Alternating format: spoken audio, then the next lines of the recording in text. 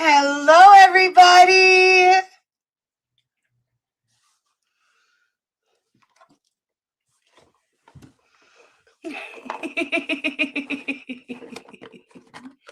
Hello, my patiently waiting pup.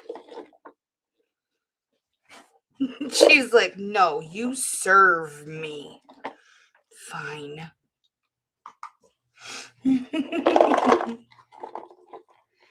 I do have more. This isn't the end of them. I'm just trying to get through. I'm just trying to get through this jug before I refill the jug. And I ordered more. She liked those. Earl, I really hope you're not scooching your butt on that microphone, causing all kinds of interference. If y'all hear like scratchy butt noises, it's Earl. Hey, you don't lick the dog treats.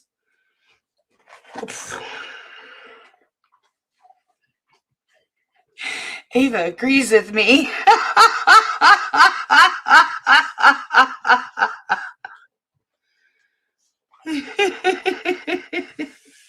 Sheesh, Earl. Here, you have some of these. Billy, yours is over here. There you go.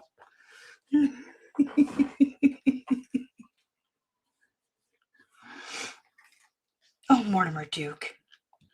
What am I going to do with you? Hello, Nana Laura.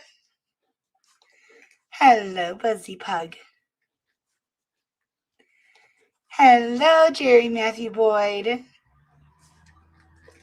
Oh, I better shut that window. Sorry, Billy. It's still noisy o'clock around here.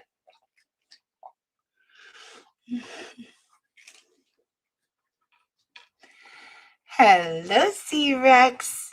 No, not bad, Mama. Not by any means. Hello, Lisette Panette.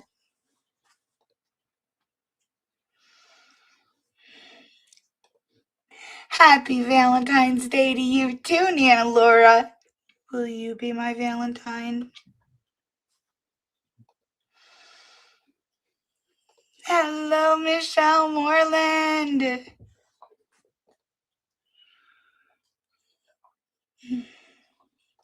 Hello, Charlie. Oh, I'm so glad I was able to get that across in the thumbnail.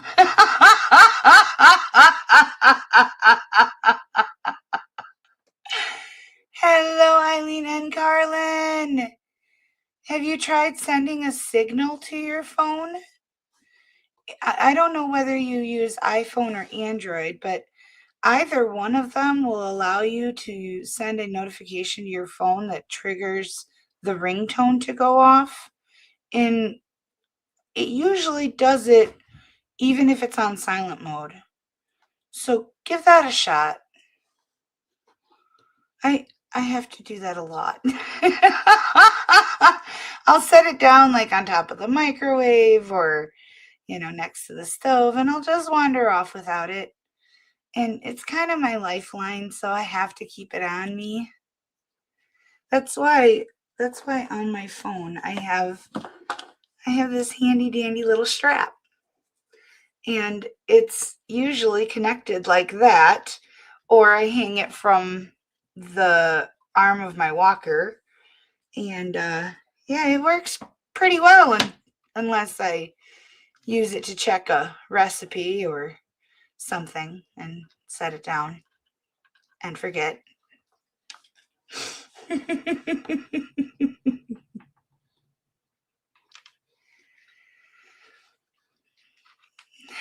Hello, Mortimer Duke. I don't think that's the face. I really don't think that's the face.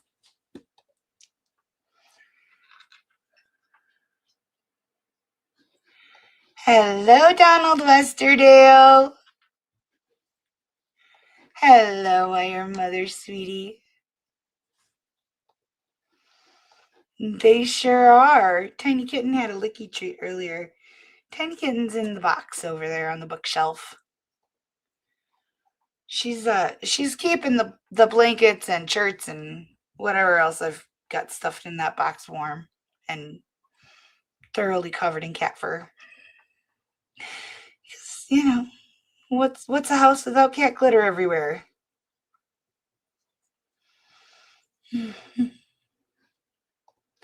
Hello, Mark Addie. I'm so happy to see you.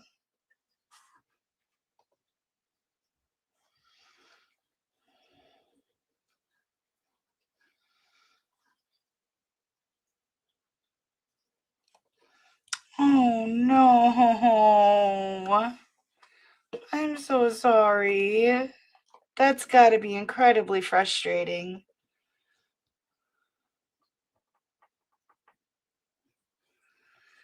Billy, I know your tricks.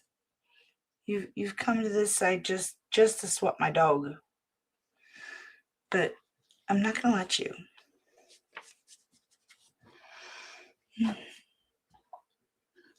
Hello, Megan. Oh, thank you so much. I love that you guys are here with me. And you're all so super supportive. And all of your memberships, you know exactly who they go to. Mostly these two.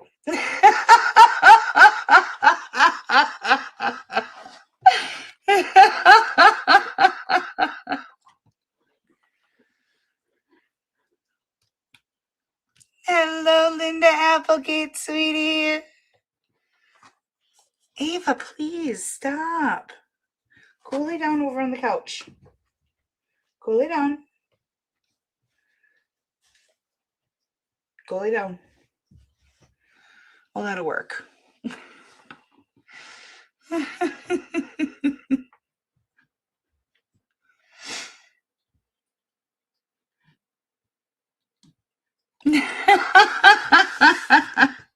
He's my hero.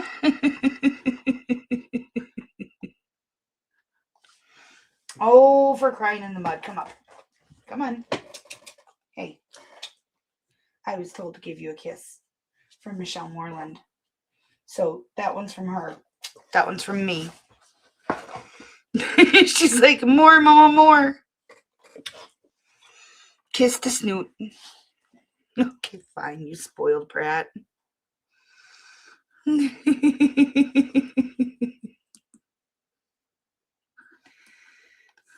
Oh, just you wait. Just you wait. Apparently the men always win, and the poor little widows at the end of the block are forgotten. Just you wait.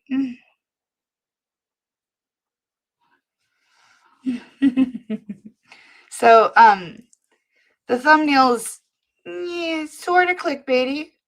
Only the first case is Judge Washington's. Then we're going to see Judge Solomon. And we don't see him often, so I really wanted to get him in there. Especially since the cases were pretty good.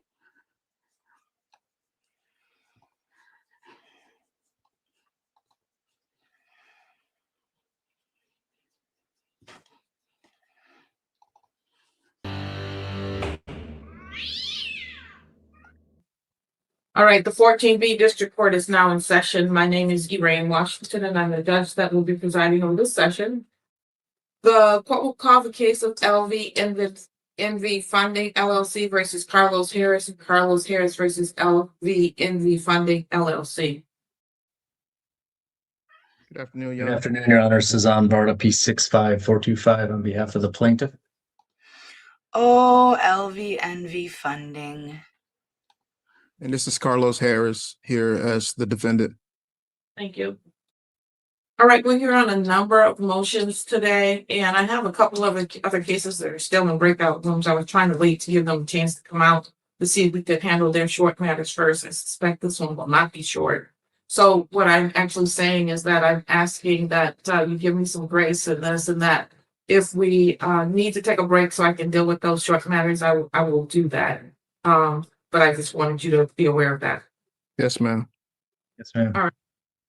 So we have a motion for summary disposition, a motion to remove to circuit court. I think that procedurally, of course, that's when someone comes back. Procedurally, we should deal with a motion to remove it to circuit court first. Because so you can make your arguments, Mr. Harris. Well, Your Honor, I received this suit the early part of December. And this has been a matter that has been going on for the past year plus with LVNV. We'll start off with SoFi.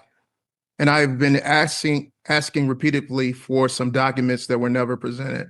And at one point, it ended up being charged off. LVNV ended up with it. When LVNV received it, I was given notification from their counterpart, Resurgent, I think it is, that they had filed for it to be on my credit report. And I filed a dispute with that in the Consumer Financial Protection Bureau as it related to it, because I've been asking for documents even before they received it. And so they said at the time that they were actually going to take it off my profile and that it wouldn't be affected. Well, sometime in September, it was posted again. Mr. Harris, are you referring to the letter that they sent you? Is that what you're saying? Says what you're claiming you just said right now? No, they actually put it on my credit profile. Resurgent, I think it's part. That someone said to you that they weren't going to be pursuing it? No, that it would not be on my credit profile. It was part of the response that I received from the CFPB. And I think I have it as an exhibit within. Oh, that's what I'm asking you. That exhibit, are you saying that says that they said they won't be reporting it? It says they hadn't reported at the time. It doesn't say they're not going to report it in the future. Okay. All right. So at that time, they took it off my credit report, and I thought it was done. Then it went back. They said they were sending it back to LVNV. And so then it was again placed on the report in September by, I think, Halstead. So Halstead, I filed another complaint against them. And at that time, they said that they weren't going to pursue it because it was out for litigation. And that was in September. So in December, I received this complaint from the plaintiff as it relates to it. I truly believe that, one, that they don't have the standing in order to bring this complaint at this time.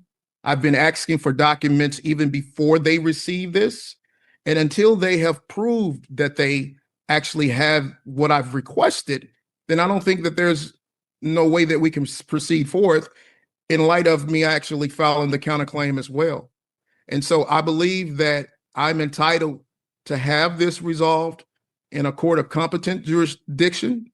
And I would believe that the right place for this matter at this time would be in the circuit court, which is why I filed the motion in order to have it transferred upon me receiving the complaint from them. And what is your basis to have it transferred to circuit court, sir? Number one, the monetary damages that I'm asking for exceeds the $25,000 cap that's on the district court at this time. So I think statutorily, I'm entitled to have it removed to a jurisdiction that actually can hear the claims that I have as it relates to the $100,000 compensatory damages that I've requested. Compensatory. All right, thank you. I love that she corrected him on that. It's not about whether he owes the money or not. It's the principle of it and the proper jurisdiction and all of that other BS that he's trying to, loophole around. And the fact that, he didn't want this on his credit report. And it went on his credit report. And now he has to ask for documents.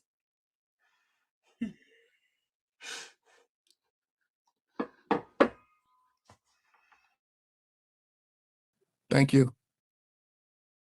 Mr. Barta, we can start with his argument regarding the $100,000 that he says he's demanding in terms of compensatory damages. Your Honor, this court definitely has the authority to transfer this to circuit court if it wishes. However, I'm hoping that this court can see through the frivolous nature of a straightforward collection matter with the original creditor SoFi, where the defendant is already admitted to having the account, already admitted to receiving the funds and making payments on those funds, also evidenced by the documents attached to our motion for summary disposition, that this is a straightforward matter for credit extended and credit not paid back. My client couldn't get his money, so we went to the district court and we filed our complaint with the district court. Now, to file a counterclaim for sorry. Go ahead. No, go ahead. You get it to the part that I wanted to address. Yeah, to file a counter complaint for $100,000 when you haven't even listed the damages. I understand that he does have buzzwords, FDCPA violation.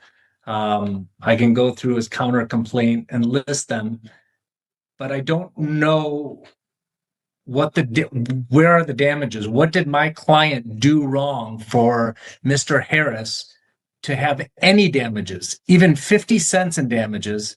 I just don't see it. It's frivolous. He's going to claim that his credit score went down, so he might not have been able to get money or it hurt him financially. However, the credit score goes down when you don't pay your debts back.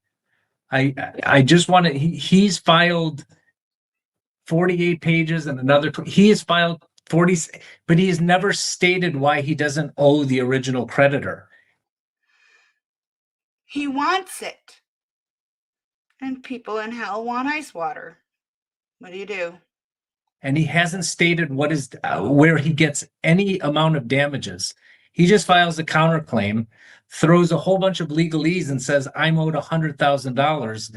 I don't see it. Now, the court can kick it to circuit court so they can make the determination, but I'm hoping that this district court, Judge Washington, will be able to see that this is a frivolous counterclaim and that his counterclaim should just be dismissed. But that's not up yet. Right now, I don't believe it should be transferred to circuit court.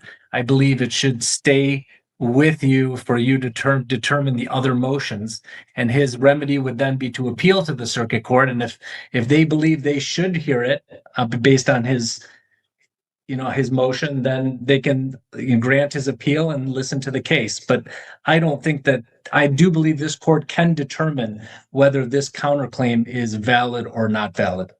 Thank you, Your Honor.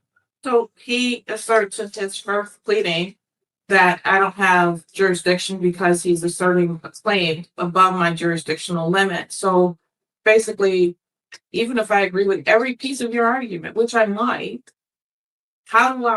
what law grants me the authority to keep it at this court? I mean, he may go to circuit court and get hit with a whole bunch of sanctions up there if that's what he's choosing to do. But what authority do I have to keep this case here? I don't see it as discretionary. I think that if I keep a case and I don't actually have jurisdiction, then that's a problem. So I mean, I do think that a counterclaim still has to plead something whereby damages can be afforded. Isn't there some motion that you're supposed to file regarding that for me to be able to address that issue? Because all I have right now is your motion for summary as to your claim and his counterclaim asking for $100,000 where he's saying I don't have jurisdiction. Yeah, so I'll leave it up to the court's discretion. If the court wishes to adjourn it for me to file that response to that specific argument, I can, or the court can just grant his motion to send it to circuit court, and then we'll just be back before you in 6 months after it gets kicked back. Yeah, Honor, may I say something, please? Certainly. Okay, so last time we were here, it wasn't with this attorney here. I'm sorry, I don't know your name, sir. But when we were here last, I filed this motion in well enough time for the plaintiffs to respond to it, right? So we're here today, and what they filed was for summary disposition based upon the frivolousness of the complaint that they filed. And with my motion being filed. They filed a motion for summary disposition as to their claim, as I read. Yes, ma'am. But if he's stating that he would need time now in order to file a response specifically to my motion, they had that time a month and a half ago, which we adjourned that until today to be able to have you consider the motion as it's stated. It's real simple as I've placed it on the record as of right now. Under MCR 4.002A, the court doesn't have any discretion as to whether or not it sends it over to the circuit court. As to whether or not the plaintiff believes that the damages are frivolous, that has no bearing whatsoever on the rule. The court does not have the jurisdiction in order to continue with this matter and must send it over. Now, if they would like to argue once we get over to the circuit court as to the frivolousness of my damages or my claims, fine and dandy, we can do it there. But as of today, I believe wholeheartedly that the court does not have the jurisdiction in order to proceed in this matter, and therefore it should be sent over as soon as possible. Thank you. So, Mr. Barter, I'm looking through your motion. You asked me to dismiss his claim, but I see that it's referenced in the header here, but I'm trying to see where the law is that grants me that authority in this particular motion. Your Honor, it's okay. We can send it to, the faster it gets to circuit court, the faster it'll get back before you. So I have no problem with going to circuit court. This matter will be sent over to transferred to the circuit court. And please prepare an order to that effect. Mr. Barter, it might make sense for you to prepare it, since you probably can get it in and get it to the court quicker. I believe that, Mr. Harris, you'll need to file the filing fee at the circuit court, Yes, if ma'am. it wasn't for that to happen. So. Thank you, Your Honor. I will sign this order to that effect. Thank you, Your Thank Honor. you. Your Honor, we're free to leave. You are free to leave. Thank you. All rise.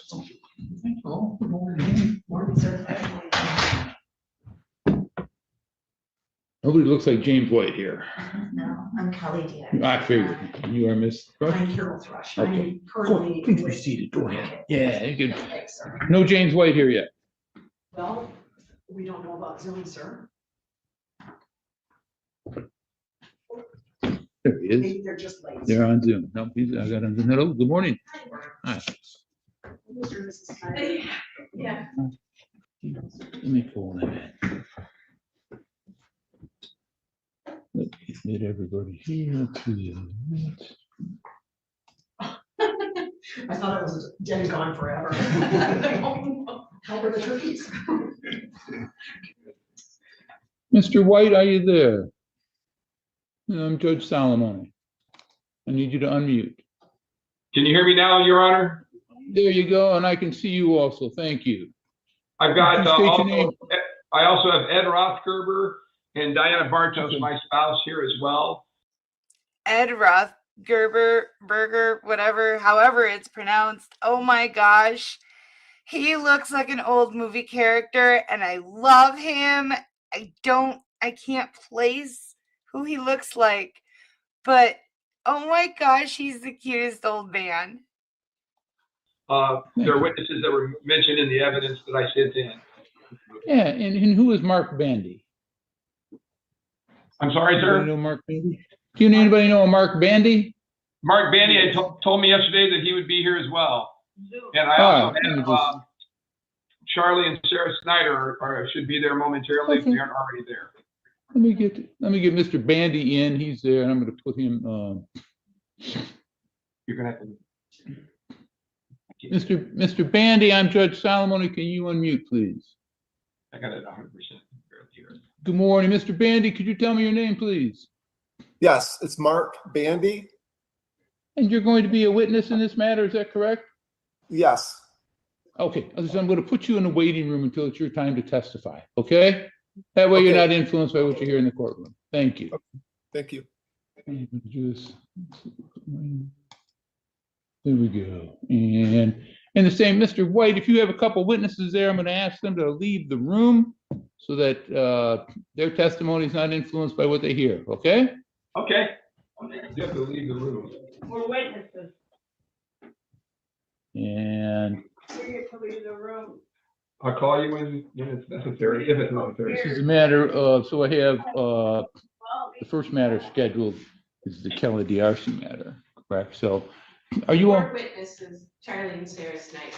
So you're catching the idea here. Yeah. And the reason for that is I don't want anybody's testimony. It's common in any case. You isolate the witnesses so their testimony is not influenced, okay? Yep. Go ahead and you may leave. And listen, I'm going to let Ms. Thrush stay in here because she is a party to the litigation. So in these cases, if I'm not mistaken, pretty much, let me make sure, I'm not going to assume anything.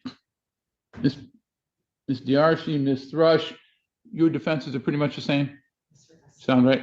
Does that sound right to you, Mr. White? Yes, it does, Your Honor. Okay, so yeah, let's deal with, and let's take care of a couple of preliminary matters. First of all, this is a small claims matter. I can only award monetary damages. The damages that can be awarded is somebody seeking the maximum of $7,000. You're waiving your right to seek anything more than that. If you proceed in small claims, you're waiving your right to have an attorney represent you. You're waiving your right to have a jury trial.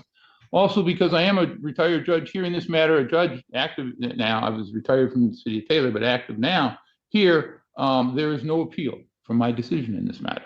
So you would be waiving your right to any appeal that is made if you continue in small claims.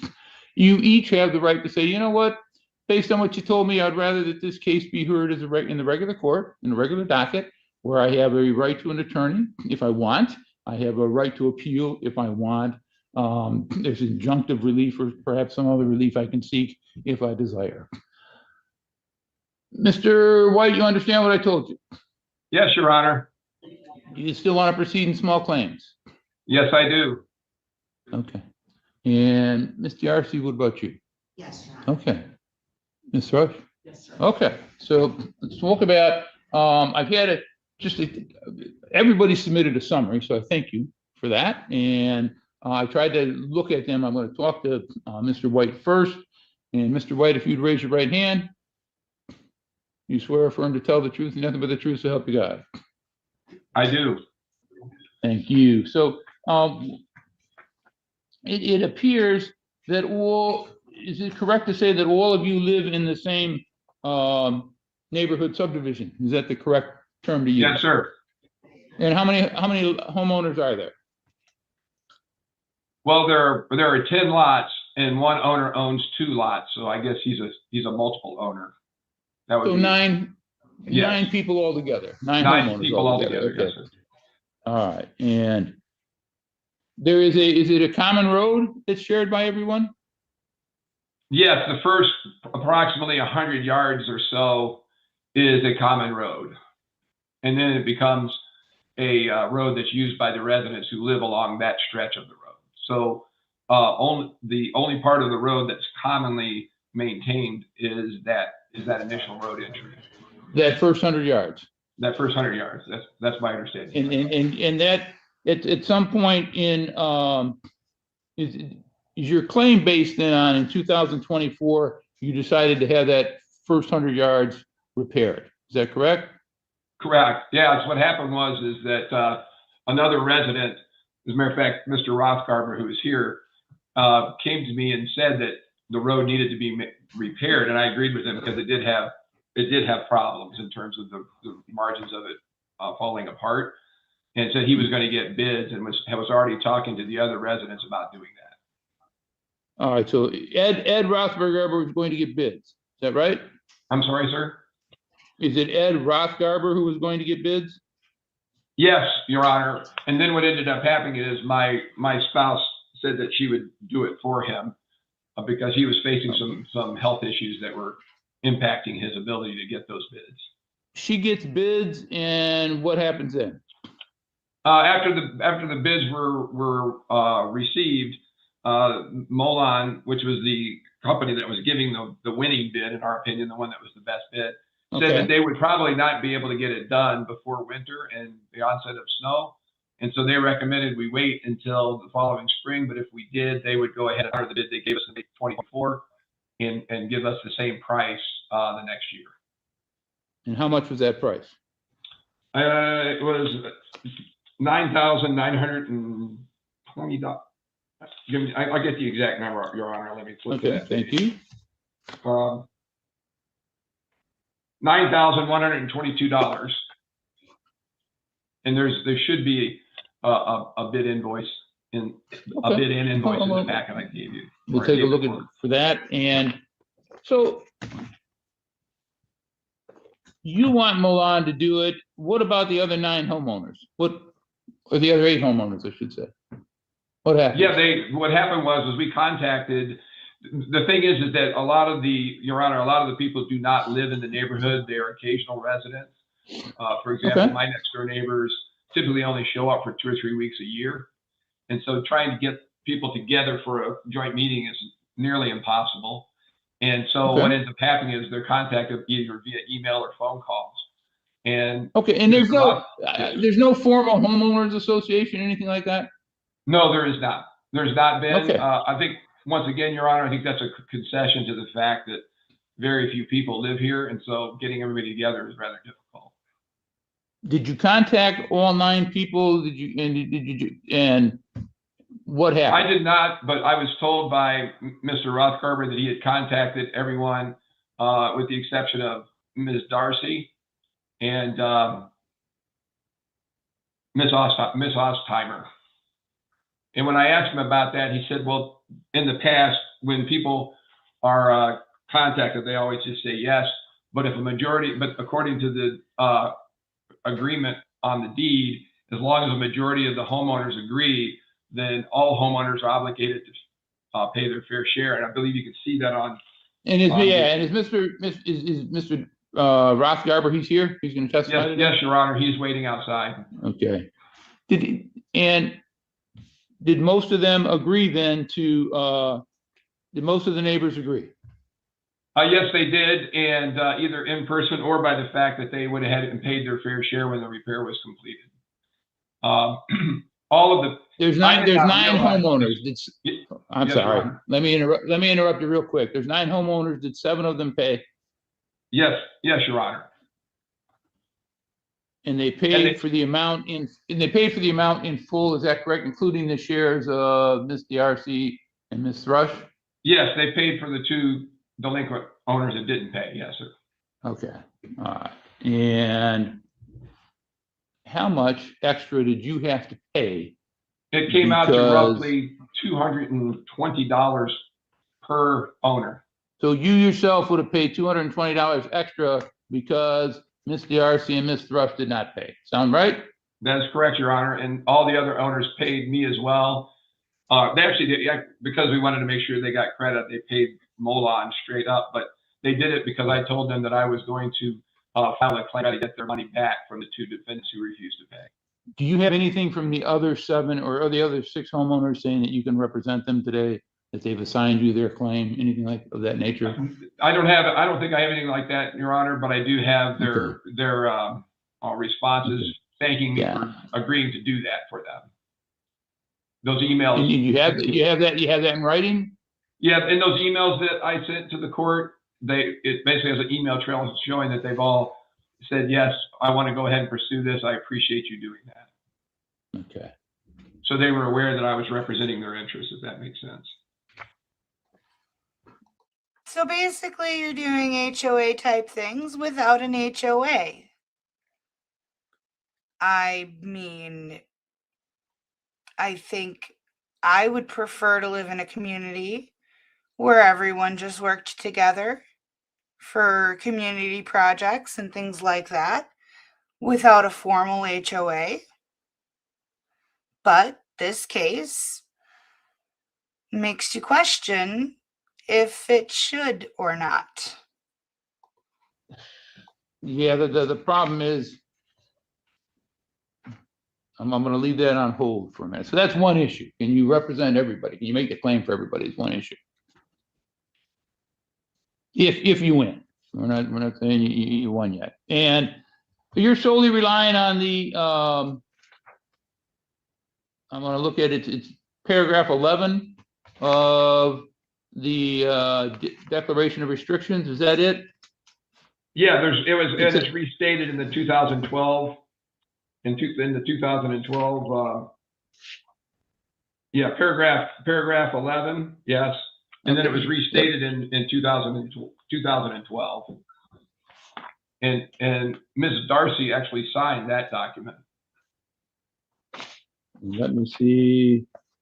Okay, so I have the let's see, revised. Okay.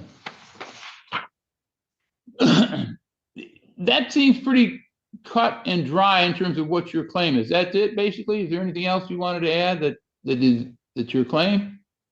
I think that's pretty much it, Your Honor. The only thing that I would add is that I think both of the defendants are fully aware that they have this obligation, and they continue to use this common use road that they're refusing to pay to maintain. So I feel like they're engaging in a bit of unjust enrichment at this point.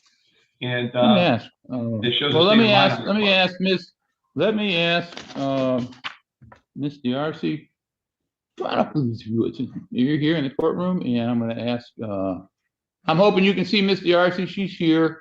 Will you just raise your right hand? You swear or affirm to tell the truth and nothing but the truth to help you God? Yes. Okay, so you heard the testimony, and it's the claim is, look, the road needed repair, and at least 7 of the 9 homeowners agreed that it needs repair, and they agreed on a contract to pay for that, and that's for paragraph 11 of the deed restrictions. Why doesn't that apply to you?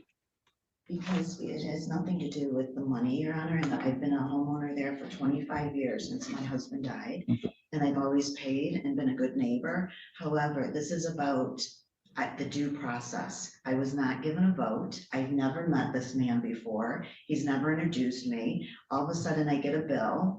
I said, can I see an invoice? Can I see who paid? Can I see, am I paying part of this large sum? Is it the driveways that have been done? Like, can you show some transparency? But it was the due process that wasn't done, but it's been done for 25 years. He's recently moved in. The road. Let me stop you just for a minute. Was the work performed? The 100-yard stretch? Yes. You'd agree with me, it was performed. Would you agree that it was needed? No. You didn't think it was needed? No, it wasn't needed. But 7 of your neighbors did? Correct. Okay, go ahead. So the road, it had a few cracks. It was there. I feel like the road diminished because of the 2 big houses that were built at the end.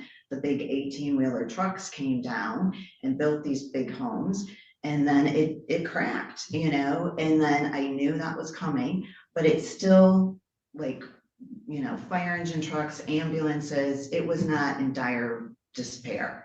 So it did not need to be, but I would have liked to vote. I would have liked to have him walk down and said, I'm Mr. Jim White. I moved in here and I contracted something. We'd like your vote. At the end of the day, if I'm going to spend $800-900, can somebody please give me a chance to have my voice in it? Exactly. Okay, I understand that, and I've got to balance that. And I think, yeah, that is the crux. Is there anything else that applies other than that? Because I'm looking at it through my eyes and listen, I have this deed restrictions and I have, you know, it says how the process should be. Right. And I'm just looking at that, but is there anything else out there that, and you raised one point, hey, I'm not sure that it really needed it. I understand you raised that. Okay.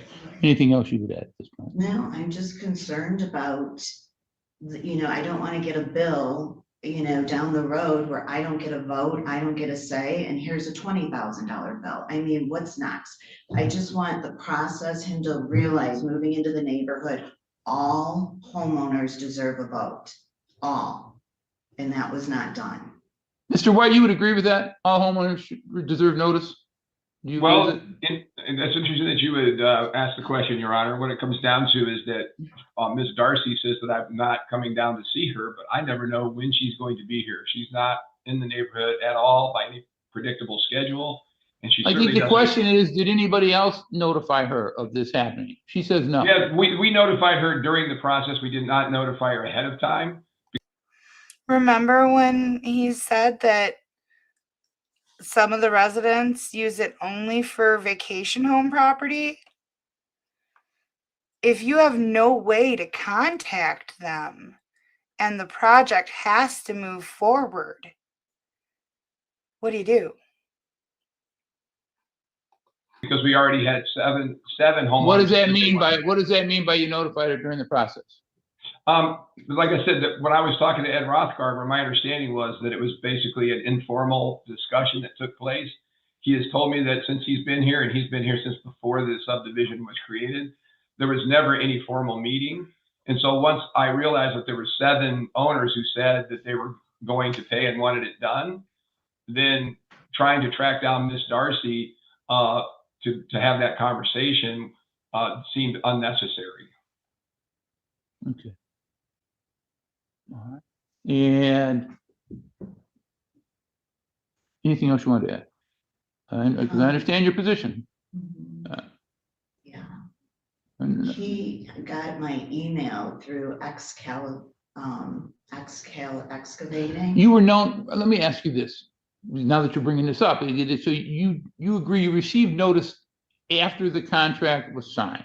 Correct. What did they say to you at that point? That we're contracting this paving company and you owe this money. Okay. Okay. I got no say. All right. I'm going to ask you to just have a seat for a minute, because I'm going to bring in Mr.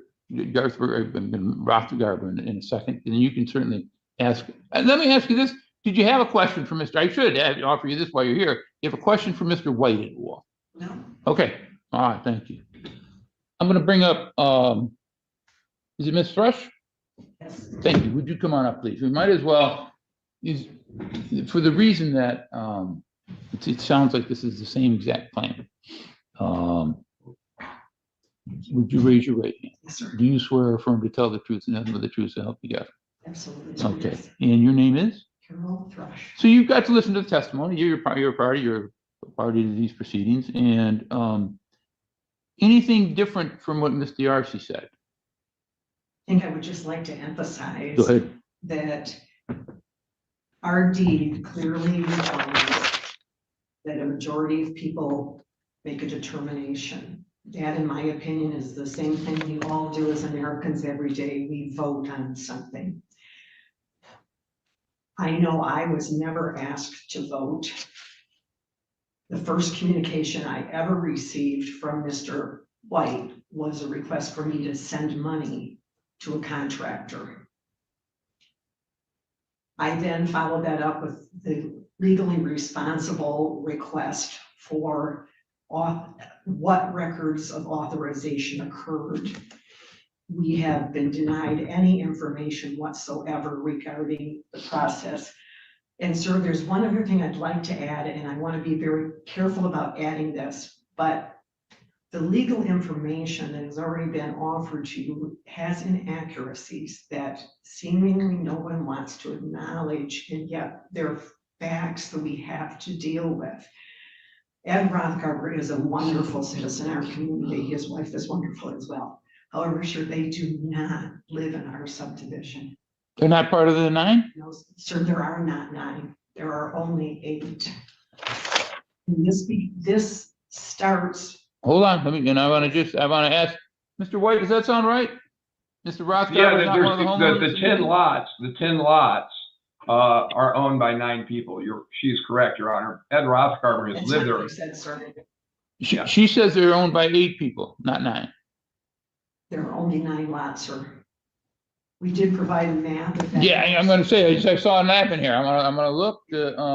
Let me take a look. Hold on. Okay, Hold on just a second. Yeah. Give me a chance. I will definitely let you talk. You definitely get your chance. So let me see. Tell you what, come on up. I saw the map in here. Come on up and, yeah, you take a look. It's some color, so it should stand right out. Yeah, it did. I saw it when I was looking at it Right real there, I quick. think. This is Rothgarber's, nice piece of property, and they've been contributors to the neighborhood. But the subdivision itself is outlined here, and it contains 8 waterfront lots and 1 in the woods, Okay. which you may hear from, but Let not. me ask Mr. White. Mr. Yes. White, what I'm seeing is 8 waterfront lots, 1 in the woods. So Not, yes, there's sir. 9 lots. Sound Correct. correct? That's Mr. correct. Rothberger would be across the boundary from this. Does that sound right? Correct, that is correct. So he's not part of the deed restrictions, his property. That's correct. Sound right? He is, Right. but since the subdivision was created, he has been the one who has basically, kind of, for lack of a better word, organized the neighborhood for projects like this. Okay. And he did pay his proportionate share, even though he's not required to do so. Okay. All right. Thank you for clarifying that. Go ahead. What else do you want to? This is the entire reason that Kelly and I are here, is that we firmly believe that our rights as citizens and our rights as property owners, and we don't believe we're the only ones, sir, but we're the two that are remaining strong to say we deserve to vote. And the vote, as far as we can tell, and I am not a legal scholar, sir, by any means, but as far as we can tell, the vote is required to occur first before anyone authorizes any form of contract with any vendor at all. And it just never happened. And we're then presented with a large bill from a human being that we do not know. I may have met Mr. White one time years ago, whenever he built his house, because I had to approach asking that vehicles not damage other people's property. That's the only time I may have ever met Mr. White. Never had a conversation with him. Did you didn't get notice of this before the contract was signed? I think the honest answer to that, sir, is it's a group of people that live in close proximity to each other. There seems to always be buzzes around. But did anybody call you and say, hey, listen, we want to hire Mulan to? No, sir. Okay. Mr. White, as far as I can determine, sir, and I cannot speak for everyone, that's certainly not my role.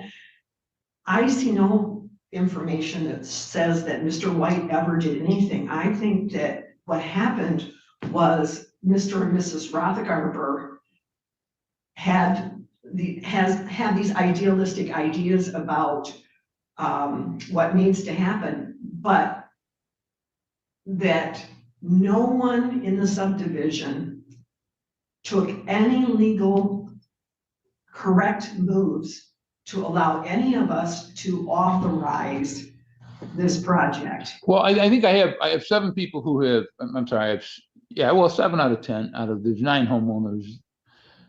There's 9 lots. Of those 8 people, 6 paid. And sir, we have done everything we can to try to get what we believe is credible evidence that actually occurred. We would have been more than happy to look at it and have our own people look at it. We have requested on more than one occasion for records showing payments. We have been unable. Are those, thank you. Are those attached, Mr. White? Yes, The Your Honor, payments from there is the other evidence people? of payment in the evidence packet from Milan showing the specific details of who paid, as well as the original invoice. The only Let me thing see if I can that's not- find it, okay? Yeah, Let me see if I can find that. I'm looking at the Carol Thrush evidence packet. Yeah, you take a look, please, too, Mr. White, and you can tell me where. Might be able to help you find Yeah, it. it should be. There's an invoice from Milan Asphalt Incorporated. That's what I'm looking for. Invoice number is 19048. And Oh, dated- I'm looking for it. I've got it. Is it? How far into the packet is it? I'm just, it should be one of the, it should be between one statement concerning Kelly Darcy signed by Diana Bartos and the driveway repair project email packet. And as you Your Honor, I think the defendant misstated something. I was told by Ed Rothgarber that his wife, Mary Lou, had called Carol Thrush before the work started and told her it was going to happen. And Carol Thrush indicated that she understood that, but she did not commit to pay. Okay, hold on just a minute. So I have a, let's see. Maybe I could, this is what it looks like, Your Honor, if it helps. That does help. I'm looking for it. I've got lot 9 signed a work order. There we go. I've got it. Would you hold up yours again? Yes, sir. Your invoice? What's the date on your invoice? I got to get back to it myself. Here we go. Uh, Does that look good? Yeah, what does the date say on yours? 7/31/2025. That's what I have. It says they completed the work. What I'm looking for though is who said, I have your testimony that those people paid. Is there something else that said, is there anything from those people or anything in your records that indicates who paid? Yes, there should be an email that came in that had an attachment from Molan that detailed the number of people who paid by lot. All right, if you have that, yes. Would you find that, please? While you're looking for that, I'm gonna look at, Ms. Thrush, you sent a letter dated, I've got a letter here to Scott Porter at Milan. You remember that? And it indicates, so lot 9. Your Honor, I believe by witnesses, the Snyders who are sitting outside might also have a hard copy of that particular invoice showing that each lot owner had paid. 9, 8, 6, 5, 4. No one on that list has a signed agreement with Milan, sir. But I have, are the Snyders are here also? Yes, Your Honor, they should be outside the courtroom. Okay. And did they pay? Yes, they did, and their extra portion as well. Okay. Anything else you want to add at this point? I understand. I think at the end of the day, it comes down to, listen, you would agree, the majority of the people can agree to change, to make a payment, even if you disagree. Majority of people can, according to this, the majority of the people can vote and say, we agree to this. I think your argument is, though, I need a voice in that. At least give me a voice. Correct. They might not have voted the way they did had I think none of this has to do with how we might have voted. It has everything to do with the fact that we were never asked to vote. The first communication we had from the plaintiff was a bill. And we believe that multiple people have responded in a variety of ways, which humans will do, to a situation that was extremely mishandled.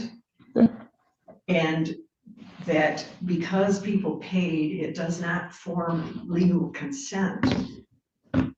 When something's been so mishandled, one of the things that, and I'm not sure I should call your attention to this, but I'm going to just try to lay it out there, because I think one of the biggest things that we have faced is we can't get to credibility.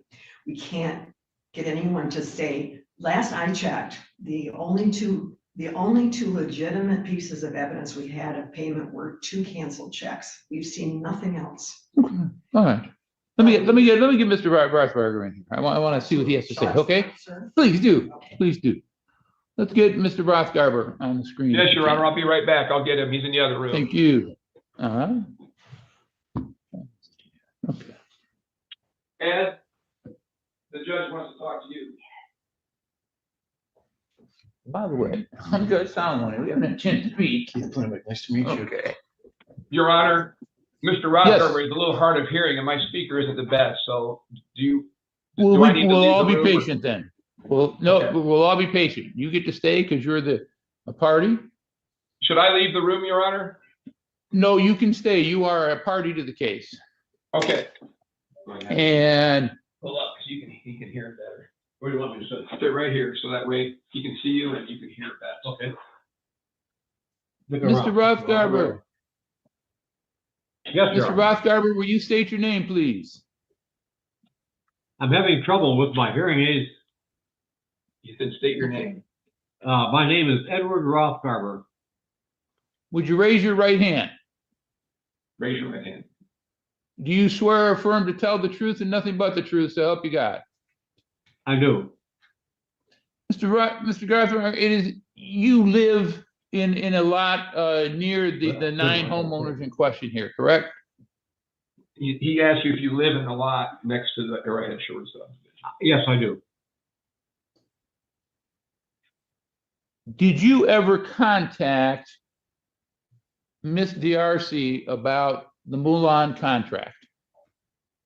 Did you contact Kelly Darcy about the roll-on contract before we? Yes, I did. When did you first contact her?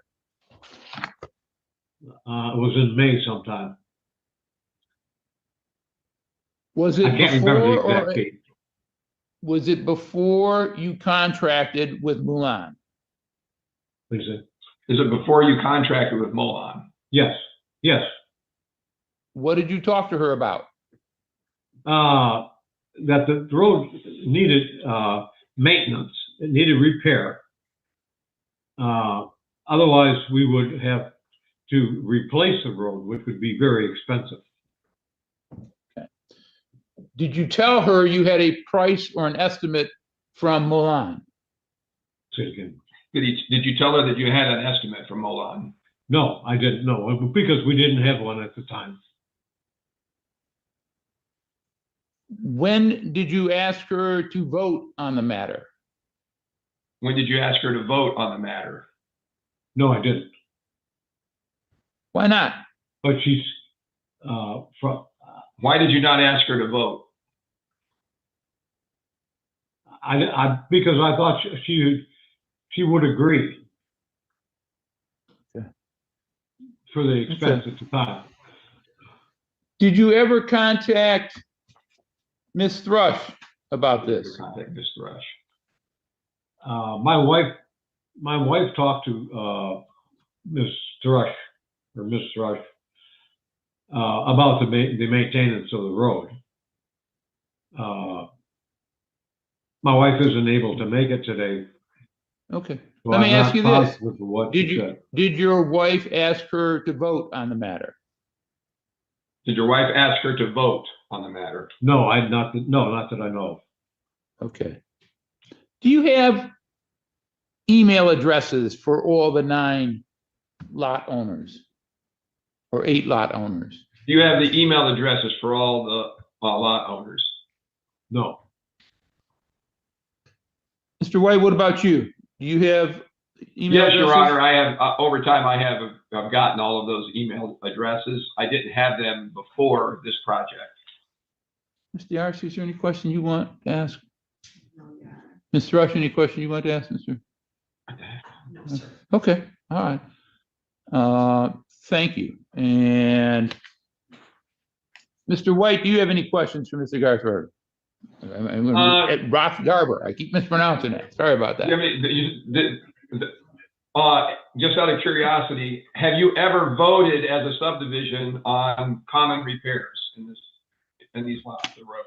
Your Honor, my property is not part of this subdivision. Okay. I own the property next door to it, but I use the road.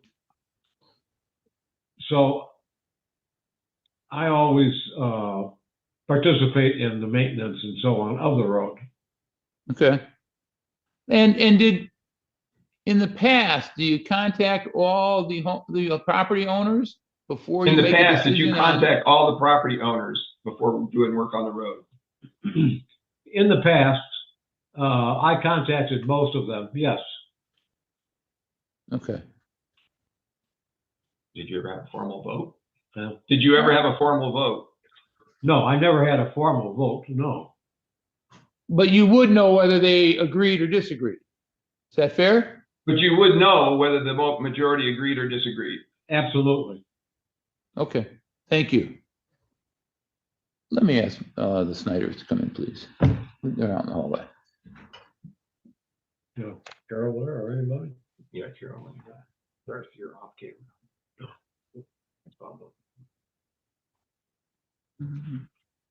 Hi, good morning. Hey, I just, The only thing I'm going to state is it's all going to come down to the terms of the contract. I'm just gonna ask one of you to answer a few quick questions, if who wants to testify? Come on up then. Thank you. Would you raise your right hand, please? You swear or affirm to tell the truth and nothing but the truth, so help you God. Yes, What is your name, sir? Charles Snyder. All right, and Mr. Snyder, are you one of the 8 property owners that are involved in the Yes. subdivision right on waterfront property owner? Sound correct? I do not have waterfront property. I have an easement. Are you the one that owns the property behind the waterfront property? Yes, Thank you. Did you help pay for the road repair? I did. Okay. And how did you find out about it in terms of what your share would be? We received a piece of paper from Mary Rothgarber, our neighbor. Okay. That was in the October or November of 2024. Had they talked to you beforehand to say, hey, we need to do this to the road and it's going to cost this much? They had, prior to that, mentioned that there was going to need to be some road work. They didn't talk about how much it would be. Okay. But you did pay. You didn't dissent. No, we did pay. Okay. And we provided checks and quotes in the documents we submitted. Okay. Mr. White, any questions for Mr. Snyder? Not that I can think of on the top of my head, Your Honor. Charlie, maybe one thing. Charlie, go ahead. What made you decide to go ahead and pay the extra that the other 2 defendants didn't pay? Molon had done the work and the money was due, and you had stepped up to volunteer to help manage this. I had your name on it. I didn't feel that you should need to bear the brunt of the issue of non-payment. How's it been? Let me ask, how's it been handled in the past when there has to be repairs? Do you get a phone call or an email saying, we want to do this? What do you think? We're the newest homeowners in the sub, so we haven't had to pay for common services in the past. Okay, thank you. And is Darcy, any questions for this gentleman? No. Mister? I have one, sir. Go ahead. Are you currently paying a contract with Cal Excavating where you were required to sign? For the current area of snow plowing? I believe my wife has signed that. And that would be the standard operating procedure for common area maintenance? I don't know. Okay. Thank you. Appreciate it. Did you sign a contract for snow plowing, by the way? Absolutely. Okay, all right. And 30 years, sir. everybody has it. If they agree. If they don't agree, they pay, but they might not sign. I think that Cal has learned through the years that that is the appropriate thing to do, as all of our vendors do. They ask us to be personally responsible by voting. I want to go back. I want to go back to, though, Yeah, even if you voted no against Cal, well, you would agree he has the right to snowplow and you have to pay your share. I would never do that, sir. That's the question. Pardon? It's not the question. The question is, if somebody, a homeowner said, we don't agree to Cal being the snowplow company, but the other 7 say, yes, he can, they would have to pay. Well, I'm not sure I can answer that because I've never had that experience, but are we required to keep the fire lane open? Absolutely, sir. It says maintenance of the road. How do you get up the road if it's not snowplowed? It always has been serving. But what if it isn't? What you're telling me is somebody doesn't want to pay, they can't pay. That's what I'm hearing from you. That clearly is not what's said in the document.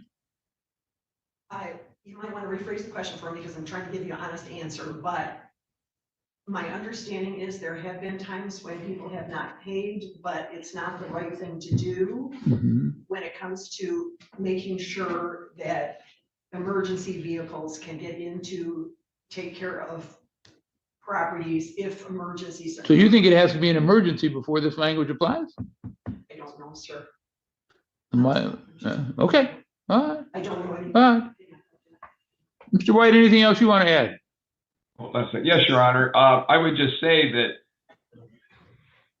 the cow situation is a little different because it also includes plowing people's personal driveways.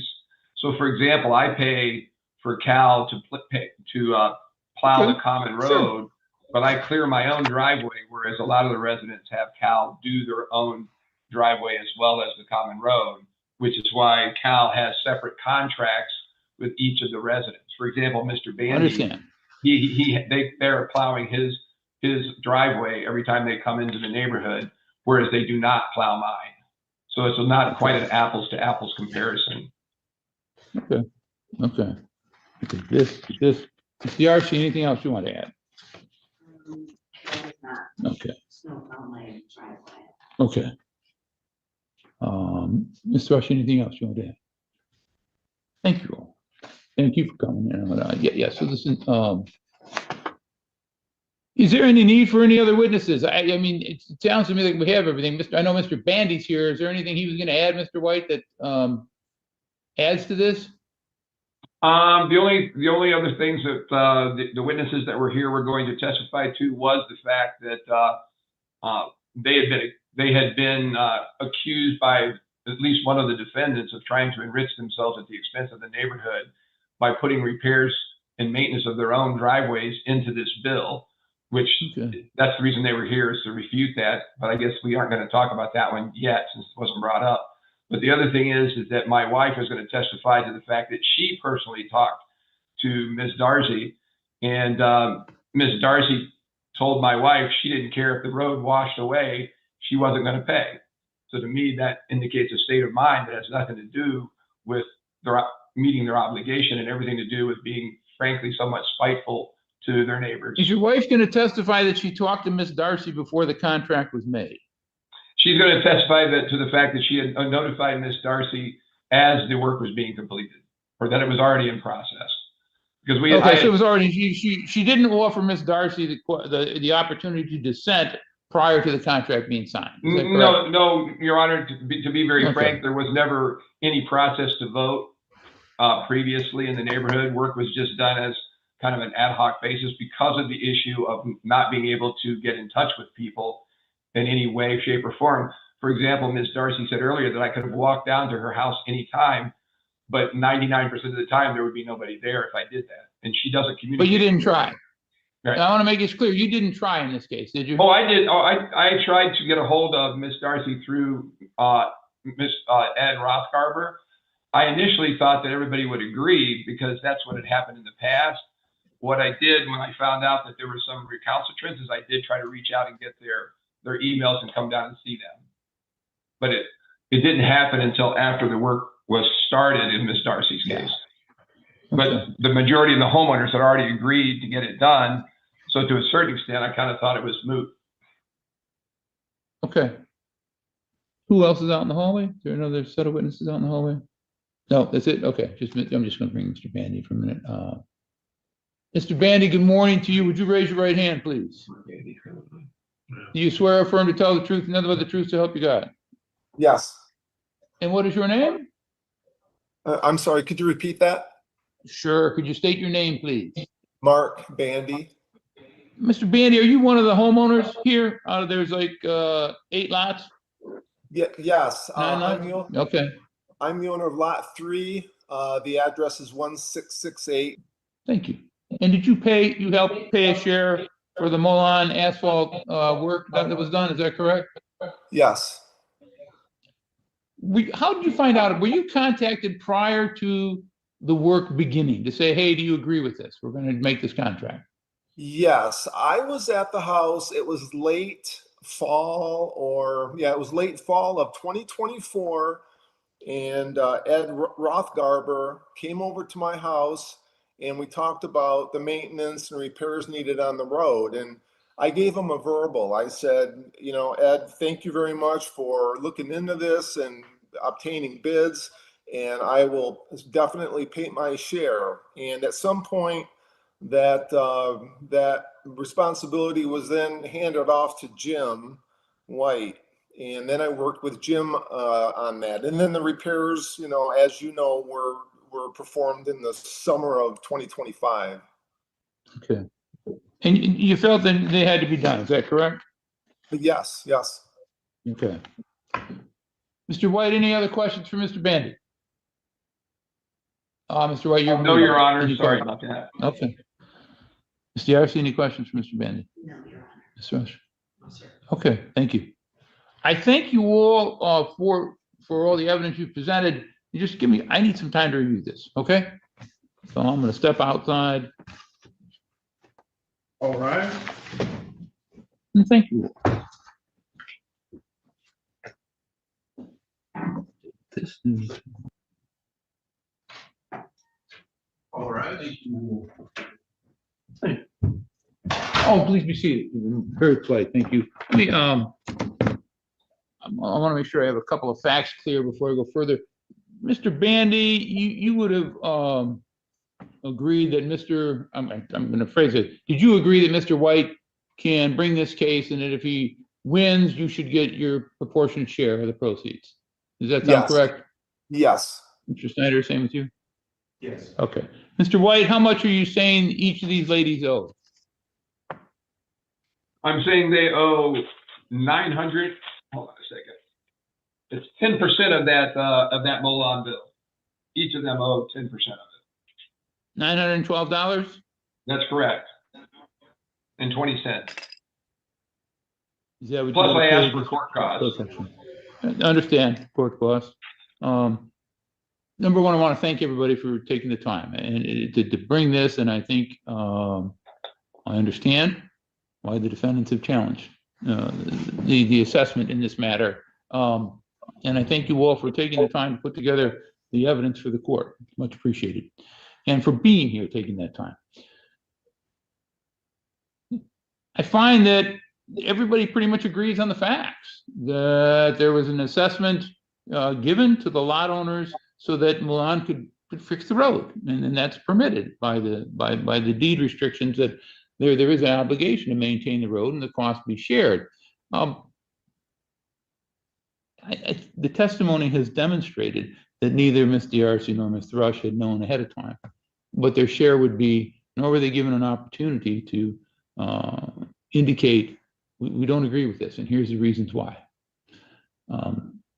When the court is governed by the deed restrictions in this matter, and the deed restrictions are quite clear. The owners of a majority of the lots shall make determination as to the expenses and apportionment thereof, and their judgment shall be final, and each owner shall be responsible by law to pay for his proportionate share or hers. I would love to see something in here that is a procedure that indicates you have to be notified ahead of time, you have to be given a voice. It's not there. These have been modified. Ms. Darcy even signed the modifications. There was a chance to do that in the modifications. It's not there. I, the court, believe while I disagree, I wish due process was there, I don't think I have the legal authority to modify this agreement and imply something that's substantial. That's something all of you homeowners should do. I would indicate that in the future, Mr. Darthberger, Mr. White, if you're going to be the lead on this, you definitely have to have at least an email trail, at least an attempt to get a hold of everyone to offer a voice. But legally, I cannot rule today that your rights were violated. I don't have that authority under the document, and the document governs here, and it's quite clear. So I do rule that Mr. White, that Ms. Darcy and Ms. Thrush will pay $912 each plus court costs. The clerk will give me those. But Mr. White, it'll also indicate in the order, you have to, for the other homeowners who paid extra, you have to apportion their share of this judgment. You understand? Okay. Yes, Your Honor, that I was think, my I objection. thank you all. I'm going to draft up the judgment and I'll send them outside. Thank you.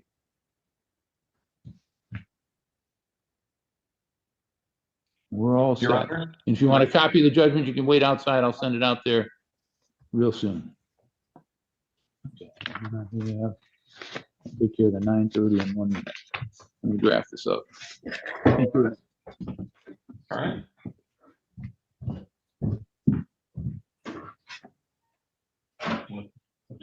He said they have to pay us $912 plus court costs. Huh? They have to pay $912 plus court costs.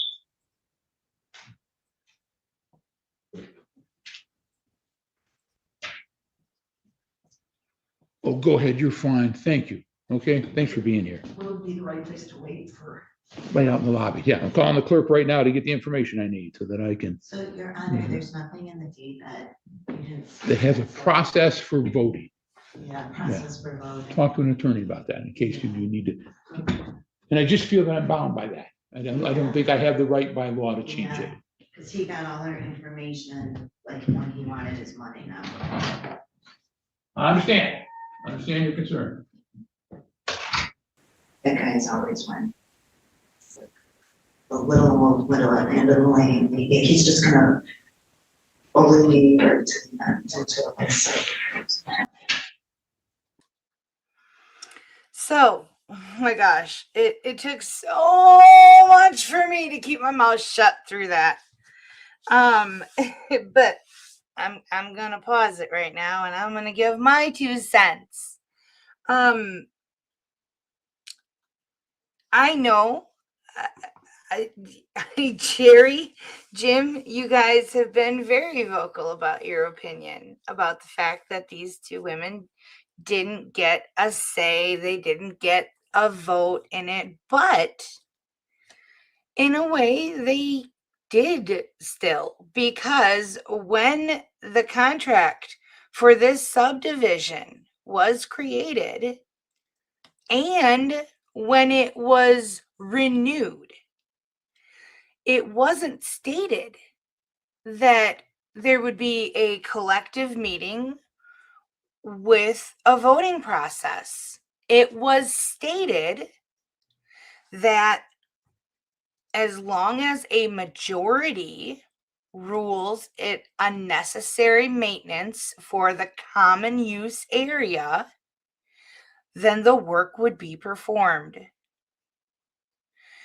They agreed to that. If they wanted a voting process in their contract of their collective subdivision, then they should have asked for that voting process to be added to it. They didn't. Probably because they're not there year round. And it is difficult to get vacationers all together all at once. This man did not have their contact numbers. He did not have their emails. And he wasn't even the original taker on of the project.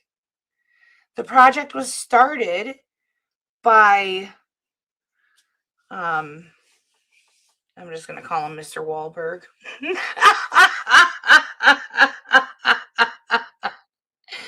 And then due to health reasons of him and his wife, he took a step back and Mr. White took over the whole project. And they had 7 of the homeowners, of the property owners, 7 out of 9. And that's including the adjacent homeowner who not even a part of this contract of this subdivision, but still paid for the shared use of the road. So even though he's kind of an outlier, he still has somewhat of a voice, and in the past he's always been the one to coordinate these projects. And the way that it has always worked in the past, and the way that it seems the other residents want it to work, is somebody takes on the project, everybody says, yeah, it needs to be done. Yeah, okay, yeah, it really needs to be done. And then the project magically gets done and everybody receives an invoice.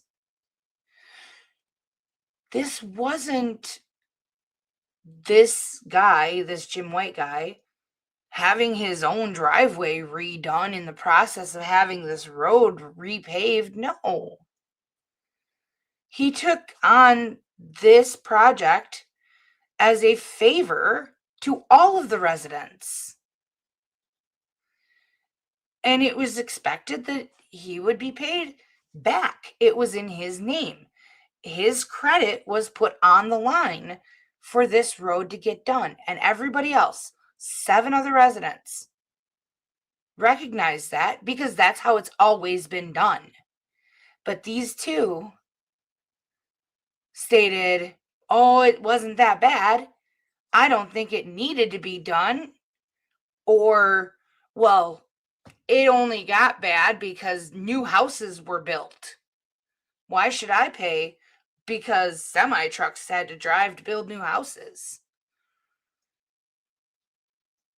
It's a shared road.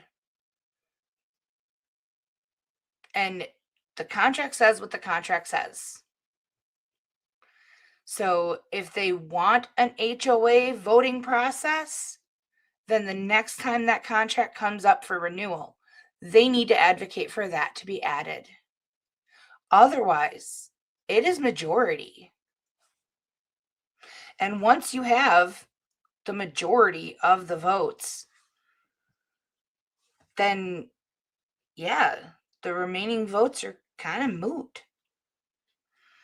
In the presidency of the United States, once we reach the point where we have a president, it's called.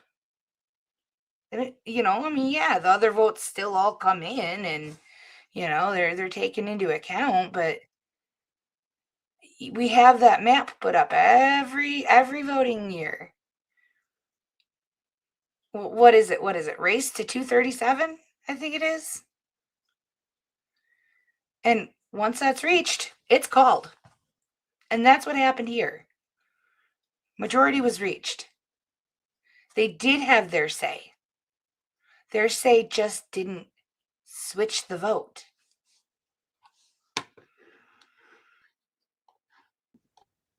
Good morning, Luke Steck. Would you state your name, please? Luke Steck. Thank you. I'm Judge Salamone. And is Mary Steck here this morning as well?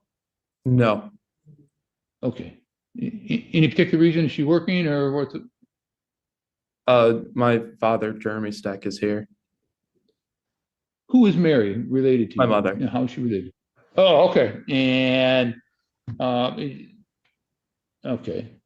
Is she the owner of the vehicle in question here? No. Okay. Let me see. I have Gabriella Maximilliano. Yes, I'm here. Hi. Would you state your name, please? Gabriella Maximilliano. Maximiliano, thank you. And I'm Judge Salamone. Good morning to you all. This is a small claims matter. Want to explain a couple of things. First, if you proceed in small claims, you're waiving your right to have an attorney, waiving your right to have a jury trial. The most anybody can collect in small claims is $7,000. This one's a mini tort. The most you're going to be able to claim is $3,000. There is a if I make a decision, it cannot be appealed. So you do have the right, if you don't like those things, giving up those rights, not having a right to appeal, you have a right to say, listen, I just want this to be heard in the regular court docket, and it would be set for a pretrial before another judge. And at that point in time, all your rights kick in. You have that right to a jury trial. The rules of evidence apply. You have a right to an attorney. You have a right to an appeal. Mr. Steck, do you understand what I've said? Yes. Do you want to proceed in small claims, or would you want me to remove this to the district court? I would like to proceed. Okay. Ms. Maximiliano, you understand what I've said? Yes. Do you still want to proceed in small claims court? Yes. And who is with you today? This is Joshua Spencer. He was the driver of the car, of my car. I was not there for this accident, Thank you. the owner of the car. And, all right, and let me ask, Mr. Spencer, would you state your name, please? My name's Joshua Spencer. Thank you. Ms. Maximiliano, was your vehicle insured at the time of the accident? Yes. And who was it insured by? Jill Irish with Michigan Farm Bureau. Let me take a look here real fast. Document here. Okay. Ms. Maximiliano, I'm going to ask you to raise your right hand. You swear or affirm to tell the truth and nothing but the truth to help you God. Yes. All right, so you're still under oath and you're still indicating I was insured by the Farm Bureau, correct? Yes, I was insured by the Michigan Farm Bureau. Okay. Why did you name Mary Steck as the defendant in this case? I just put who was on the insurance because Okay. The insurance wasn't, they didn't have the right insurance to be able to cover the damage. And that's Okay. what insurance agent advised me to do. I just want to, so let's see if we got the parties right. Mr. Steck, how old are you? I'm 21 years old. Okay, and are you and your mom on the same policy? Yeah. Is your mom there? No. Okay, and but she's not, is she an owner of the vehicle or are you the owner of the vehicle? I'm the owner of the vehicle. Okay, thank you. And you were insured at the time? Yeah. Okay. Have you given the claim of Miss Maximiliano to your insurance company? Yeah. And what are they going to do? Nothing. Who are you looking at? Who are you looking at? My father, sorry. Okay. Come on, bring Dad in. Let's talk to him. He can. Hello. Thanks, Dad. What is your name? Jeremy Steck. Thank you. And Mr. Steck, any particular reason why your insurance company is not agreeing to pay? We did not have the mini tort active. When I switched to Progressive, basically I missed that or didn't activate it or whatever. So we just had the basic coverage on there, which they didn't. So. Okay. Mr. Steck, let me just ask you, the claim here is for that you owe the money because you were at fault in the accident. Are you disputing that? Yeah, I am disputing that. Okay. Okay. What part of it are you disputing? That you were not at fault or the amount claimed or both? The amount claimed. Okay. And so let me talk. Miss Maximiliano, were you the one that got the estimate for repair? Yes. Mm-hmm. Okay, you're under oath. And where did you go to get the estimate at? Era, Body and Paint. So what Okay. The Secretary of State. Okay. And they said pay $46.31, correct? Yes. Mm-hmm. All right. Mr. Steck, I want to make sure I understand. I'm going to ask you to raise your right hand. I don't think I swore you in. You swear or affirm to tell the truth and nothing but the truth to help you God. I do. You're agreeing you're liable. You just disagree with the amount. Does that sound right? Yeah. Okay. Why do you disagree?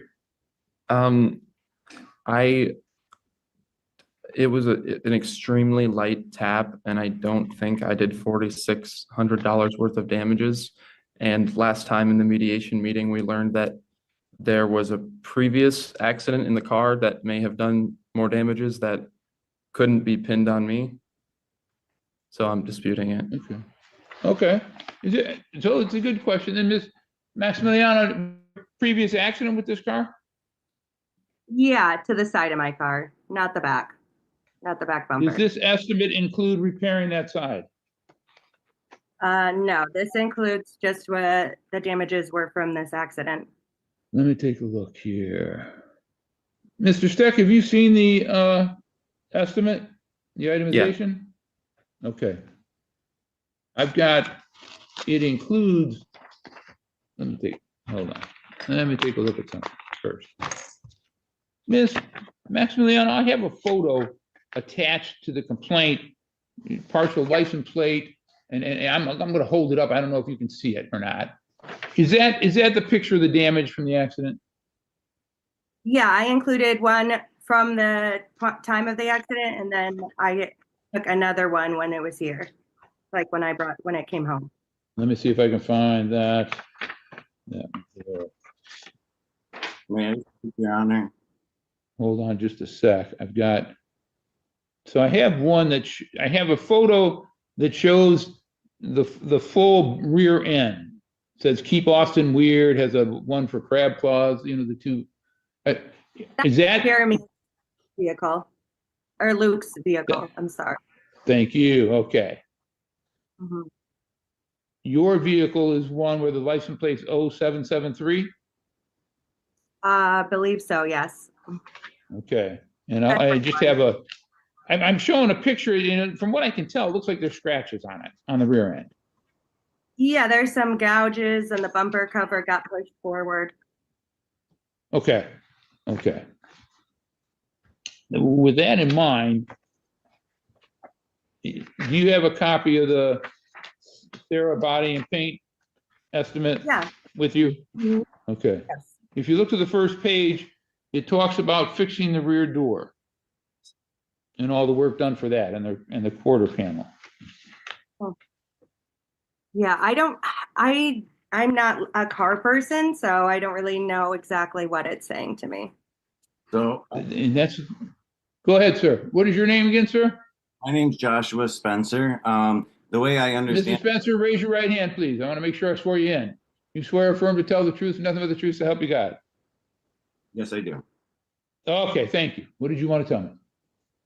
So the way that I understand what Sarah said was that because the bumper cover got pushed forward, it would have to be replaced.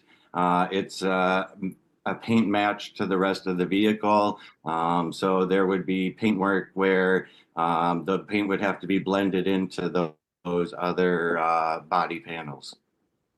Okay, They but also this said is, yeah, go ahead. They also said additional damage once they take that bumper cover off that they can't tell with before they disassemble it. Here's the problem I have. I think that Mr. Steck is here saying, yeah, I owe something. And the problem I have is when I look at your estimate, it doesn't make clear, sir, what you just testified about, okay? When I see this, I'm looking at it, says rear door, quarter panel, and I'm not sure how that ties into just some scratches, and it could. I'm not saying it doesn't. I'm saying it could. I just don't have the clarity with it. I think that's something that has to be established if you want to proceed on this matter. So we know you're entitled to damages, but every case, there has to be clarity in the damages. We need to know what they are. That's the only thing I can indicate. So you can talk to Mr. Steck. He's obviously willing to pay something, whatever that might be. But go ahead. I'm sorry. In mediation, we tried to work something out, and then when we had talked about it, he said that he wasn't willing to start paying at all. He threw a number out and then couldn't pay.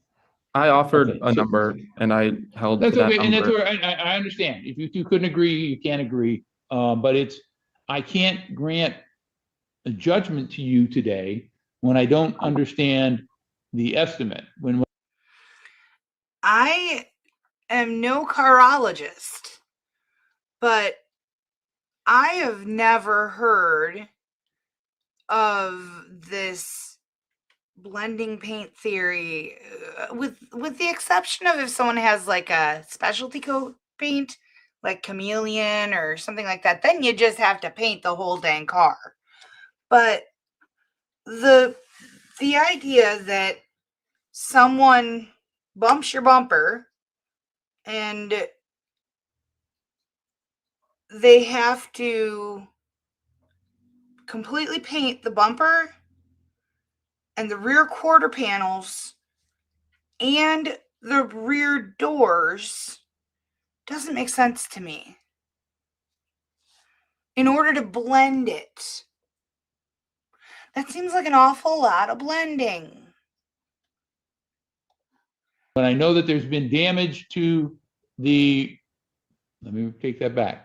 The rear door was damaged in another accident, correct? No. No. Where was the damage at from the prior accident you were talking about? On the left-hand side, the driver's side of the vehicle. Was it a rear door on the driver's side? No, it was Just above the wheel well, Okay. in the back, behind the Was passenger. it the rear? Let me ask you this. I'm trying to figure out where was the accident at? Was it at the rear of the vehicle when you say the wheel well? Yes. Just above the wheel well. All right. And yeah, and I'm just concerned that, let's see how much of it is here. The repair to those body panels is for feathering in the paint so that it's paint matched as it was originally before the accident. If they paint it without doing that, then there's going to be differences between the paint finishes and the paint color. I understand. Here's the problem I have. So that you all know what I'm looking at the bill right now. That's why I'm not saying anything. Well, and here's the problem I have. Okay, so the blending is supposedly only occurring on the side that had previous damage. I would think the blending would need to occur on both sides to make it not look funky, in Jim Tidekey's words. But they're only blending it where the previous damage was.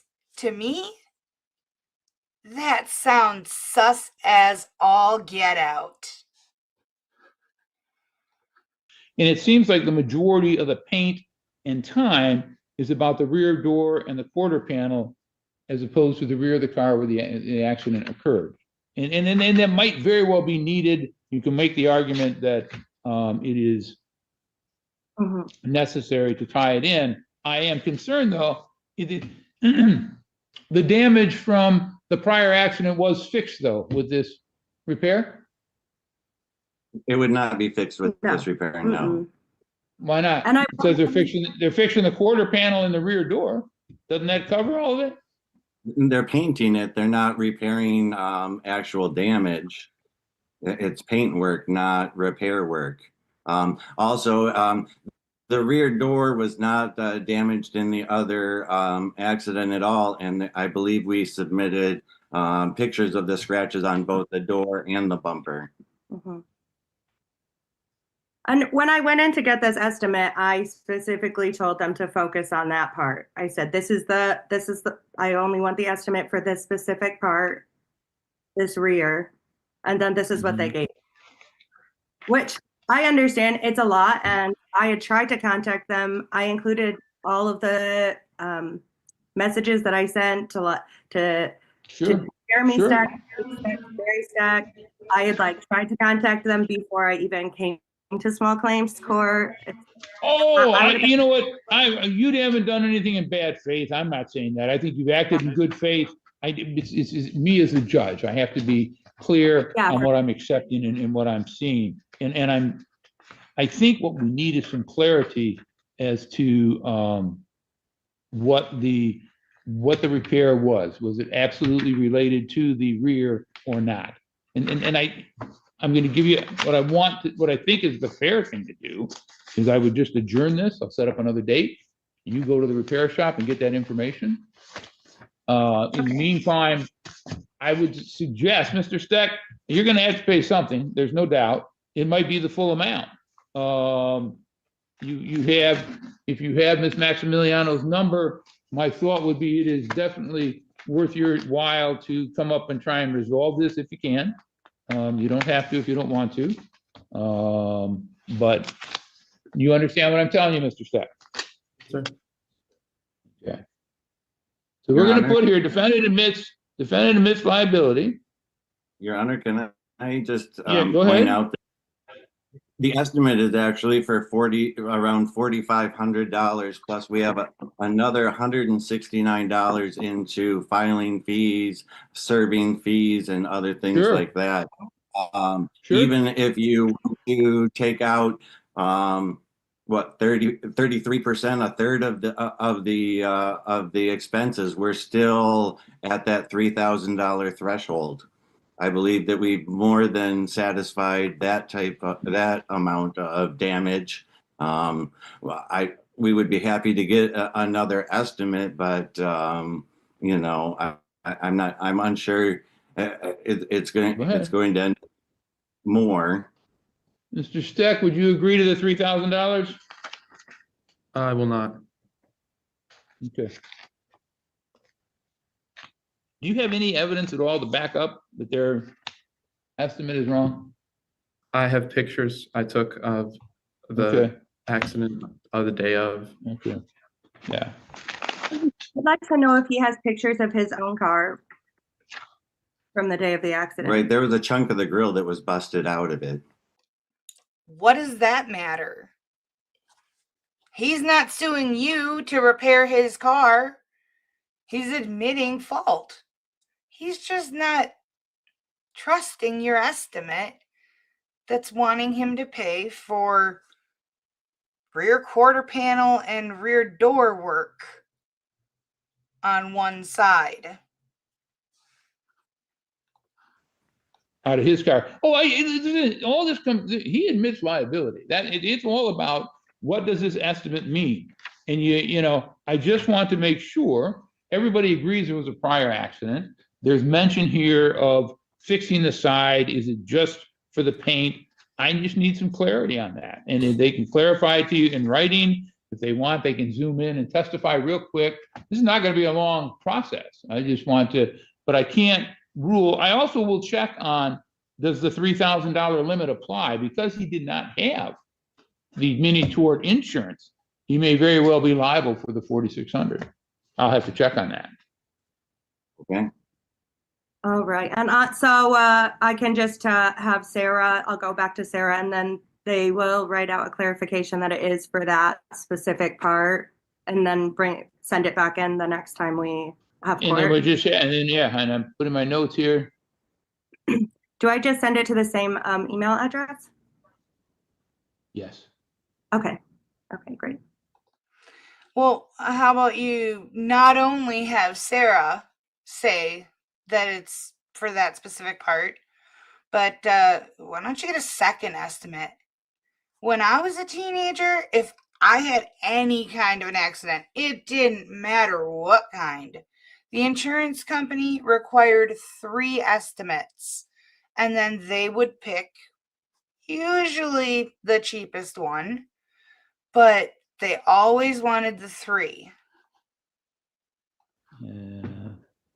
If we went to another body shop and it ends up being more because Sarah, they were not, they did not really like even writing this estimate because they said it was such a small repair. Well, we would probably go to another. You can present the estimates that you want. We have this one. Obviously, if you present something that's more expensive, you'll have to justify it. I think I would ask Sarah, listen, does this price still apply? Or has it gone up? They So said here's that. the estimate. You can ask them that. And then certainly they can indicate that. Say, listen, since the time of, the prior hearing or that this estimate was given, costs have all increased. And they might say, we got to increase it. So that's up to you.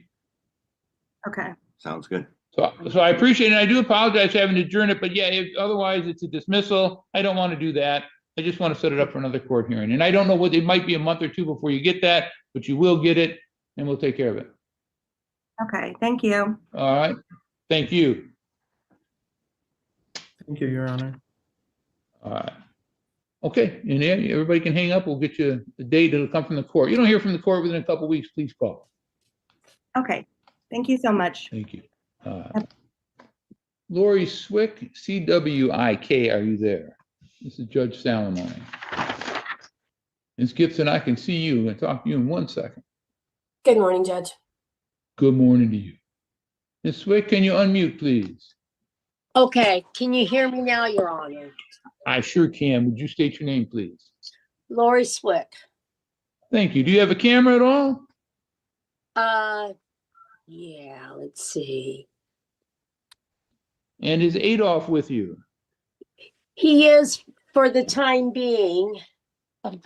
Your Honor, I'm a expert witness for Social Security, and my next hearing starts at 10:30. They haven't called me yet, and if it's canceled, then I'll be here. But unfortunately, my wife plans on doing this herself. All right, we're going to have you try and hang in here. You can tell the Social Security people you're with another court. It won't take too long. We'll get this taken care of. Miss Gibson, would you state your name, please? Yes, Your Honor. Shelley Gibson. What's your position at American Airlines? I supervise the claims and litigation team for civil and small claims. Okay, and so is this, I'm gonna, there we go, there's Ms. Swick, I can now see, just so everybody understands, it is a small claims matter right now. If you continue in small claims, then you have the right to withdraw from small claims. If you continue, it means that you're waiving your right to have an attorney, you're waiving your right to a jury trial, you're limited to $7,000 in damages. There is no appeal from my decision today.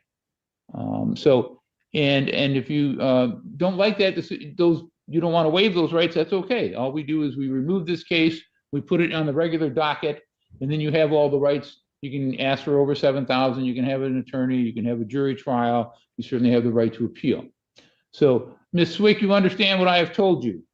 I understand. And Adolph, do you understand? Yes. Okay, do you want to continue in small claims, or do you want to go to the regular docket?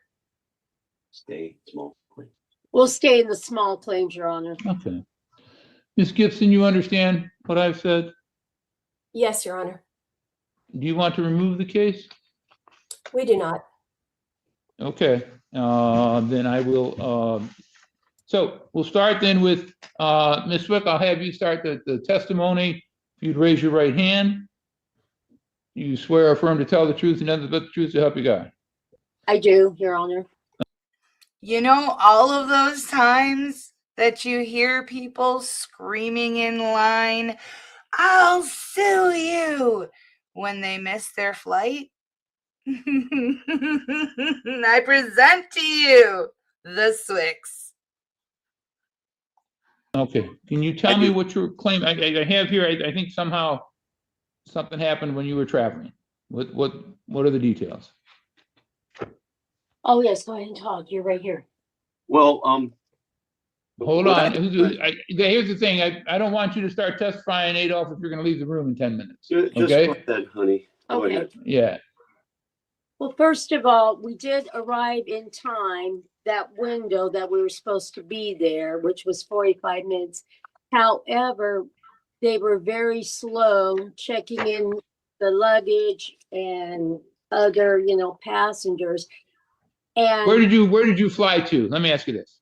we were flying out of Traverse City, Cherry Capital Airport in Traverse City. To where? The next stop was going to be Charlotte, North Carolina, and then from there, I gotta go. Melbourne, Okay. Florida. Yes, yes. So you got to Charlotte, North Carolina in time for your connection flight? What happened was we never made the flight, and they closed the doors when we were right at the counter, and they were not very helpful. All right, let me stop you. So you get to Charlotte, North Carolina. No, we How never much got time there. do you? We never got there. That's where we were supposed to go, and then from there, Melbourne. Where were you at? Where did you? I was at Traverse City. All right, so you're at the Traverse City Airport. What time's your flight? Time was the flight? It was very early in the morning. I believe it was before 6. I do know that. Let's see. 6:27, I believe. Okay, 6:27 flight. What time did you get to the airport? We got there probably about 5:30, 5:40. Where were you coming from? We were coming from East Jordan, Michigan, where we live. How long of a drive is that? About an hour and 15 minutes. We left a little earlier because of weather. So we did leave earlier, like an hour and a half. Okay. So you get there at 5:30, 5:40 for, just less than an hour before the flight. What happened? Why the delay? The delay, I mean, I was in line. They have a window of you have to be there at least 45 minutes, and we were. And like I said, they shut the door on us. They weren't taking any more, checking in any more passengers. What did they tell you? Why were they doing that? I mean, why did they tell you couldn't board? They said the window to check in has basically stopped, and they weren't taking in any more passengers. And there was probably 6 people behind us in line. Did they say the flight was overbooked? Nope. And so the 6:27 flight, approximately what time was did they tell you this, that you couldn't board? Your Honor, apparently they can't. Not yet, sir. Not yet. Not yet. Okay. I got to listen. You're not under oath yet. Lori, go ahead. Lori Swick, what time did they tell you could board? Or what time? Yeah. What time did they shut you down? We don't have that. If you know. If you don't know, you just tell me you don't know. We don't know. You don't know? Okay. And then after that, you would have had to make alternative plans, correct? Correct. They gave us a card, and then my husband called American Airlines and explained the situation. And they said there wasn't any more going to that airport. And we finally, my husband was very resourceful. Let me talk. How about if I talk to your husband, okay? Since he made the calls? Sound good? Yes. Okay. Yes. Hi, Your Would you Honor. raise your right hand? I'm going to ask you to raise your right hand, sir. You swear or affirm to tell the truth and nothing but the truth to help you God? I do. You heard what your wife has testified to, at least to the circumstances where you were kept from boarding the plane. You agree with that? Yes, Your Honor. Okay. What happened afterwards then? They gave you a card. Well, it was very cold and non-personal, and I kind of made a stink, and she gave me the card and said, call the 800 number. I'm going quickly too. I called the 800 number, and the lady looked and said, I'm sorry, sir, but I can't help you. I don't think we're going to find anything. And you made a stink and you thought you were going to get exceptional service? Okay, Karen. Sounds like it worked out great for you. And I spoke up and said, well, when we fly out of Traverse City, we usually go to O'Hare Airport. And immediately she said, wait a minute. I think I have a first-class flight for 2 to O'Hare, and then you can get a connector there, but not to Melbourne, to Orlando. And it's first class. So we took the flight first class, but it was only across Lake Michigan to Chicago O'Hare. When we got on the next connector flight to go to Orlando instead of Melbourne, it was regular economy again. Okay. So we got to Orlando Airport.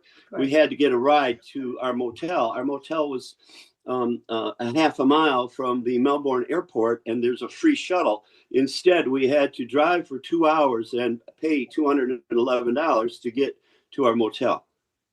Okay. So you had $211 for driving, and then how much did you pay extra for flights? Oh, geez.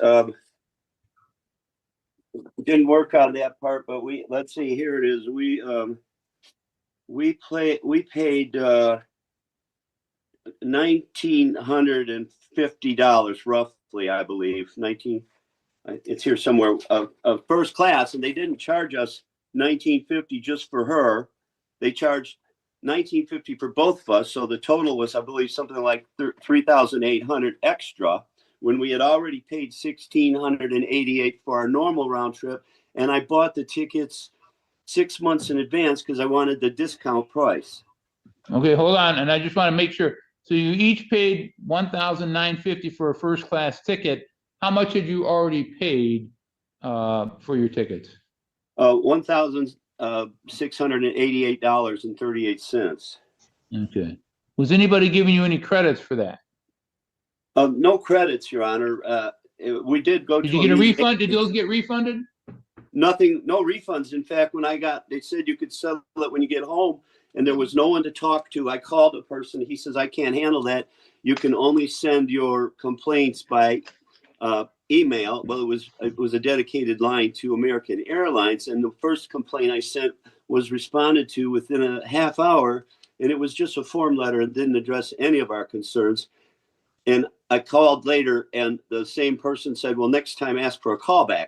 So I wrote a second letter, and it was responded to immediately within that same day, and I never did get a call back. So then I all right, let me just add. So I have $1,688 each for your original tickets. Does that sound right? No, Your Honor. The 1688 covered both of us round trip. All right, covered both. And then we have 1950 first class to Chicago. That's one person each.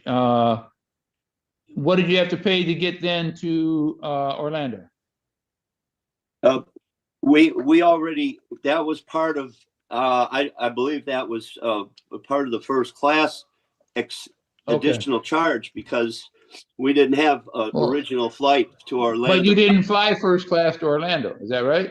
I thought that's no, we didn't fly to Orlando first class. No, all we did was fly across Lake Michigan to O'Hare Airport, and that happened. So there was a total ticket price of $1,950 got you to O'Hare and to Orlando. Does that sound right? No, times two. Okay, the ticket agreed. was first Times class two. all the way to Florida, and we did not go That's first. times two. Okay. So and I want to make sure I have this right. Sure. You have a 6:27 flight, and you got to the airport about 5:40. Mm-hmm. So, yeah, and did they tell you the flight boards? Like you got to be there, it starts boarding 30 minutes before? Yes, Your Honor. We thought the ticket agents were rather slow, and we thought there was people behind us that apparently were on our same flight, and they didn't have a shot either. Yeah, it's overpriced because it's last minute, same day, immediate seating. What do you expect for first class? 100%. This is all their fault. It sounds like it. Can't wait to hear what American Airlines has to say. And I thought. Okay, so that would be, and the ticket agents were working for the airport? Yes.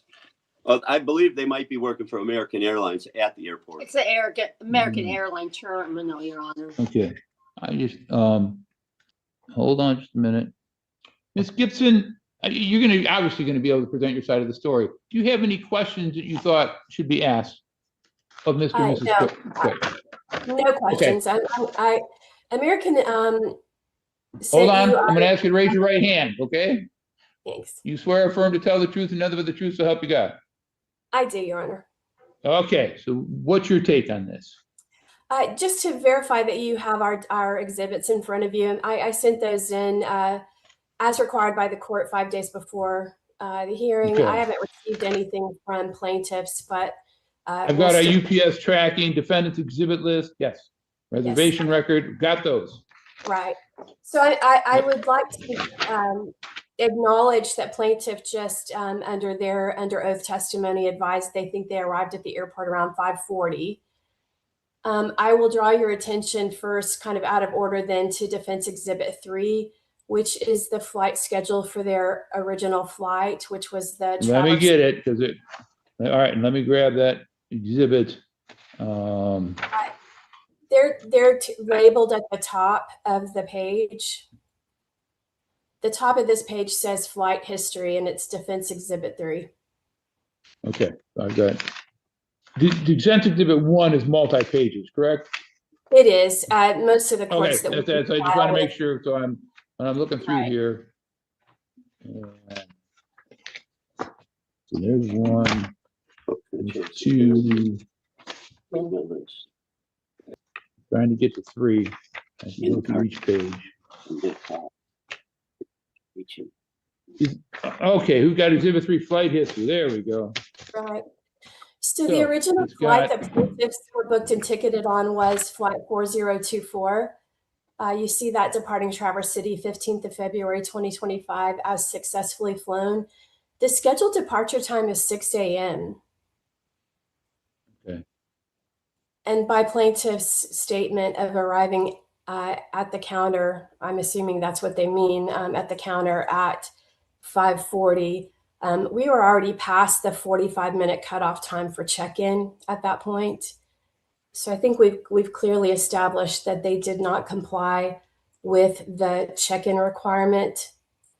So that's Exhibit 3. If we go back to the actual contract, which is Exhibit 2, American Airlines Conditions of Carriage. Okay. Go ahead, I have it in my hand. Okay, and if you look at page 7 of the Conditions of Carriage, page numbers Hold on, let me get it. Hold on. I've got 3. It's in the bottom left corner. Yep, I got it. Okay, I have check-in times. Is that what you want me to look at? Yes, Your Honor. We clarify that you can check in via AA.com, the app, the website, 24 hours before departure, but all airports have minimum check-in times. If you are not checked in by the minimum check-in time, we may assign your seat to another passenger. In most cities, you must be checked in at least 45 minutes before scheduled departure for flights within the US. And then you're required to be at the gate and ready to board the plane at least 30 minutes before the flight. By plaintiff's own testimony, being at the ticket counter trying to check bags at 5:40, not only did they comply with the minimum check-in time, they weren't even in compliance with the time they were supposed to be at the gate standing there to board the plane. So let me ask you something. Let's assume your testimony is correct, just for purposes of argument right now. What's their relief? Are you saying they just forfeit their tickets?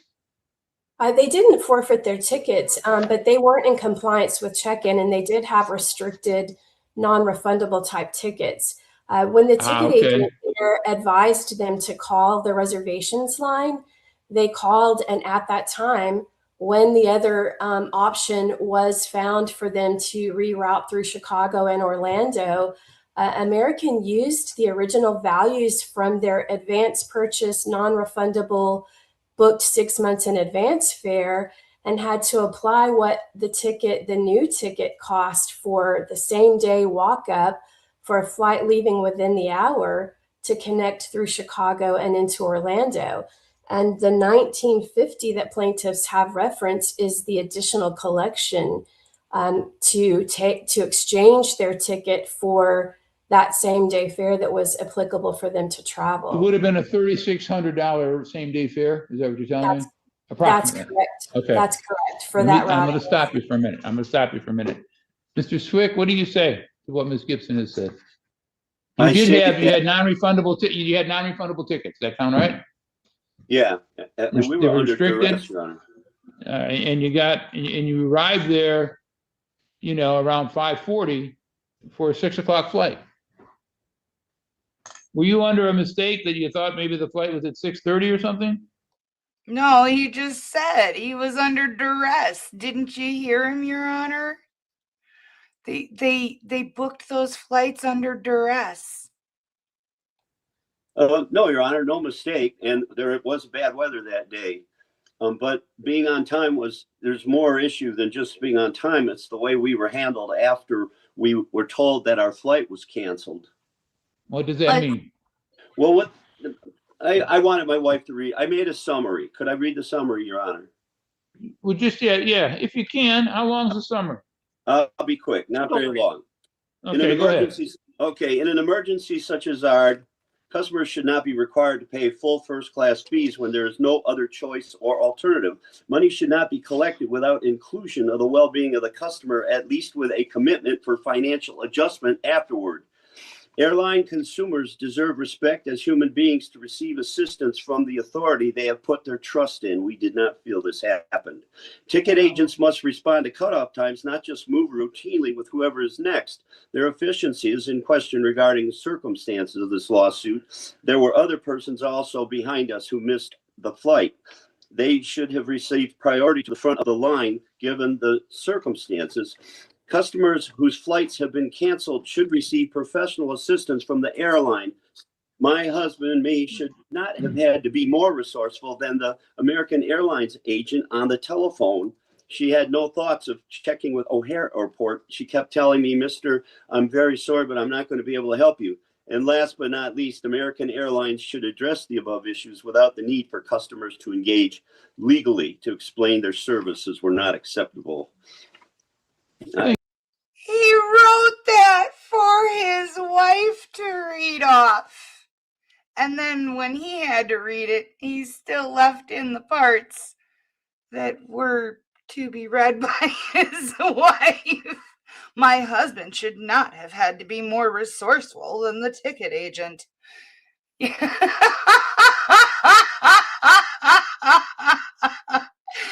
At that point, you're just blowing smoke up your own hiney.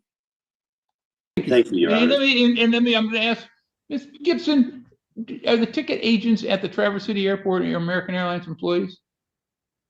This particular flight is operated by a regional, or this station is a regional station, so they're not mainline, but they are Envoy employees, which is a regional carrier for American. Yes. So they would be considered contract employees of American Airlines, right? Yes. Does that sound right? Okay. All right. Just yeah. Ms. Gibson, you heard their statement. Anything else you would add? Yes, Your Honor, I would like to just redirect this to, while American can absolutely understand those type of situations are frustrating, but the reality is this is a contract issue. The contract that they entered into at the time they purchased the tickets, the contract has specific instructions for what time you have to be there, instructions for when we have to cut off check-in in order to assure that a flight departs on time. And plaintiffs continue to refer to their flight as having been canceled. But again, I'll bring you to Defense Exhibit 3. Flight was not canceled. The flight successfully operated exactly as scheduled. There was no service failure on American Airlines with regard to operations or the contract of carriage. What we believe happened is that, as they've stated, weather wasn't particularly great. Probably the roads were maybe icy. I don't know. I'm here in Texas and we don't get that too often. But yeah, you don't get it too. I agree. Yeah. It takes let a me little while, just, and I appreciate it. which is why you have to allow extra time to get to the airport and meet those requirements, Your Honor. Mr. and Mrs. Swick, anything else you want to add that you think I should know? I was just using their language when we were at the desk. They said your flight has been canceled. So our flight, we didn't mean the whole. I appreciate that. Flight was canceled. And one more thing I would like to add, Your Honor, we upgrade to first class tickets. We expected that second new flight to be first class all the way, and it wasn't. Based on the price, yes. Okay. Ms. Gibson, you looked at the tickets. Was it right that they fly first class to Chicago and then economy to? Your Honor, that is correct. I did include Defense Exhibit 6, which is a copy of the tickets. Also, they would have gotten a new receipt when they gave their credit card there, and gotten a new receipt that showed what each segment would be. Defense Exhibit 6, the first page of that is their original tickets. I don't really expect everyone to understand all the different classes of fares, but in essence, yeah, I appreciate that. Yeah. Right. It was a discounted fare, and the total fare on that ticket looks like that copy didn't come across very well, but like $587.90 something. When the ticket was exchanged, you see that on page 2, the J class on that first segment that says TVC ORD. J is a business class, which for a domestic flight, business and first are the same thing. But then you see that second segment, Chicago or ORD MCO, which is the Chicago Orlando segment, as K. So then we're back to the discount or economy main cabin fare. So while I understand it was a big difference in fare, you do have to look at what it would have cost if a person walked up on day of departure to purchase this ticket. That, we got them rebooked on a flight departing at 6:40. So within 40 minutes of what their original scheduled time was. So again, we're already right at check-in time for that flight. Again, these are also not very large aircraft operating out of Traverse City. So understandably, it was a higher fare, but it was the applicable fare for a walk-up, on a flight departing within 1 hour. American did everything they could to help them get back on track, but we find absolutely no breach of the contract, which is what we're asking the court. We're here to make a determination on the contract issues. I appreciate that. And Mr. Swick, yeah, it is a contract claim. And the question, I think the problem here is, listen, you admit there was bad weather. It is a 6 o'clock flight. You know that it's going to take you at least, according to your testimony, 1 hour and 15 minutes, 20 minutes to drive to the airport. You don't get there till we think about 5:40, which is 20 minutes before the flight starts. And I think at that point in time, the flight, for the most part, has been boarded. There's people, the airline, I guess they could exercise discretion. We're not being told that there's some law that barred them from you getting on the plane, but they don't have to. They've set the policies. They made the policies very clear. I'm assuming you all have flown before. This wasn't your first flight. Many Yeah. times, Yeah. Your Honor, and with the 540 thing, that's approximate. You gotta consider that this flight was back in February. It was a year ago. I don't remember the exact. I know, so the problem is I'm relying on your testimony and that of your husband's, and I've got a 5:30 to 5:40 time. The flight time was 6 o'clock. You just weren't there on time, and it was and I know it's bad weather, and I know it happens, but I don't think I have any legal recourse against the airline. I'm going to dismiss your claim at this time. Can I add something? May I add something? What do you want to ask? What? The thing is, it was not explained. I'm talking about the second ticket. This was not explained that we were going by price. And based on the price, we thought I understand. But you got what you paid for. I've made my ruling. I'm going to dismiss the case. I'm sorry. Okay. Thank you all. Yep. Thank you, Your Honor. Thank you, Your Honor. Okay. Goodbye. That's it. We get a good fight. They were long. Enema vat.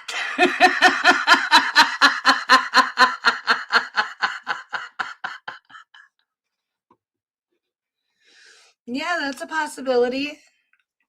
It's wild. Some credit card companies have insane warranties on products purchased through them, and that's not a bad idea.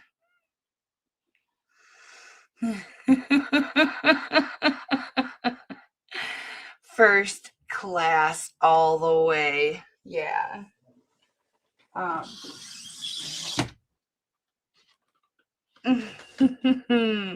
So that's Judge Solomon. I like him. I like him a lot.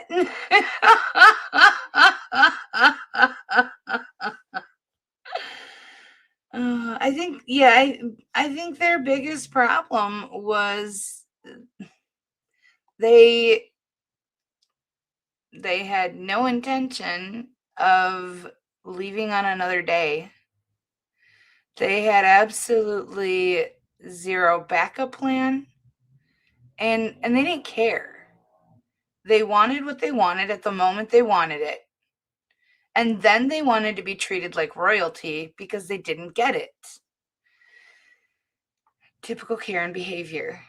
He even said that he wasn't quite so nice about it. He threw a stink in the airport. Yeah, that's going to go real far. We've seen the body cams of how that works out. He's lucky it didn't escalate to that point. I'm so glad you enjoyed it.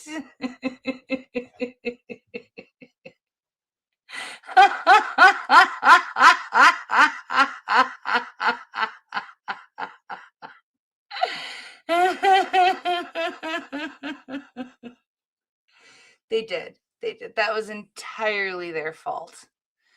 But they had cojones to sue American Airlines. Big corporation, tons of lawyers, a legal team that wrote out a much better proposal than he wrote for his wife.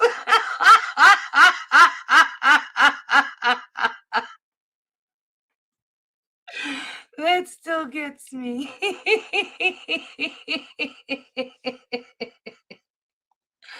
Oh, 100%. 100%. I knew you'd like that one. Oh, Ava. Is Mama laughing and you're not a part of it? You didn't cause it.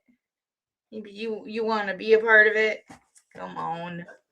Come on. Who's your good girl? Who's your good girl? Who's Mama's girl? Yeah.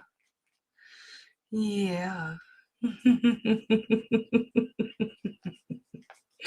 Lifting her head back as far as she can to expose her neck and chest for me to scratch. Who's your good girl, Ava? Can I get a kiss? No, I can't. I just got denied. What if I give you a treat? If I give you a treat, can I have a kiss?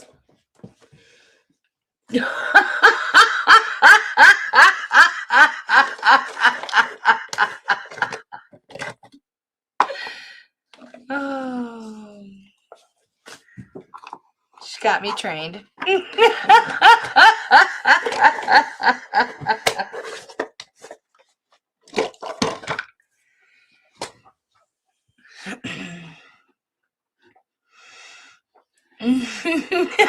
I know. Oh, now it's okay, huh?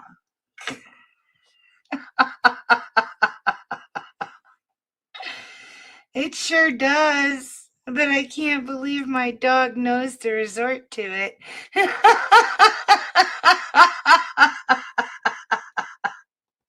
She's already had them. Don't let her fool you. Wait till you guys see the treats that I got them. So, typically you can't give cats dog treats and vice versa. Well, I mean, other than Ava eats anything, so she can have the cat treats, and she does. But, like, the cats can't have the dog treats. So I wanted to find something a little bit more universal, that it wouldn't matter if Earl licked the treats on the desk, that while Ava was munching. So I found freeze-dried treats. Nothing but meat, one ingredient, all protein. I got so many varieties. I spent way too much money on them. But it's for them, so it's worth it. Yeah. I got chicken, beef, I think it's beef liver. I got quail eggs. I got one that's a variety mix. I got lamb, duck. I think there's something bison. I went hog wild. I did. I even chose a couple different brands of I mathed out, which chicken ones would be cheaper, but then I was like, what if they like this other brand more? It's not that much of a difference. So I wanted to try the two.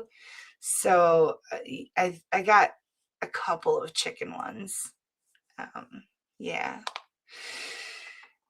They're going to be so happy. They loved the freeze-dried treats that were sent to them previously. So I just had to.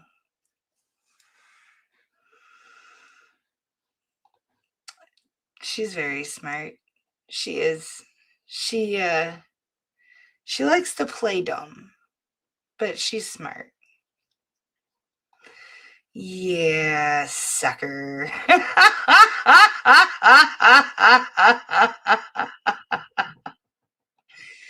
No, they didn't have that one. But I like me some alligator jerky. I sure do. Charlie's gonna come over and steal the cat treats.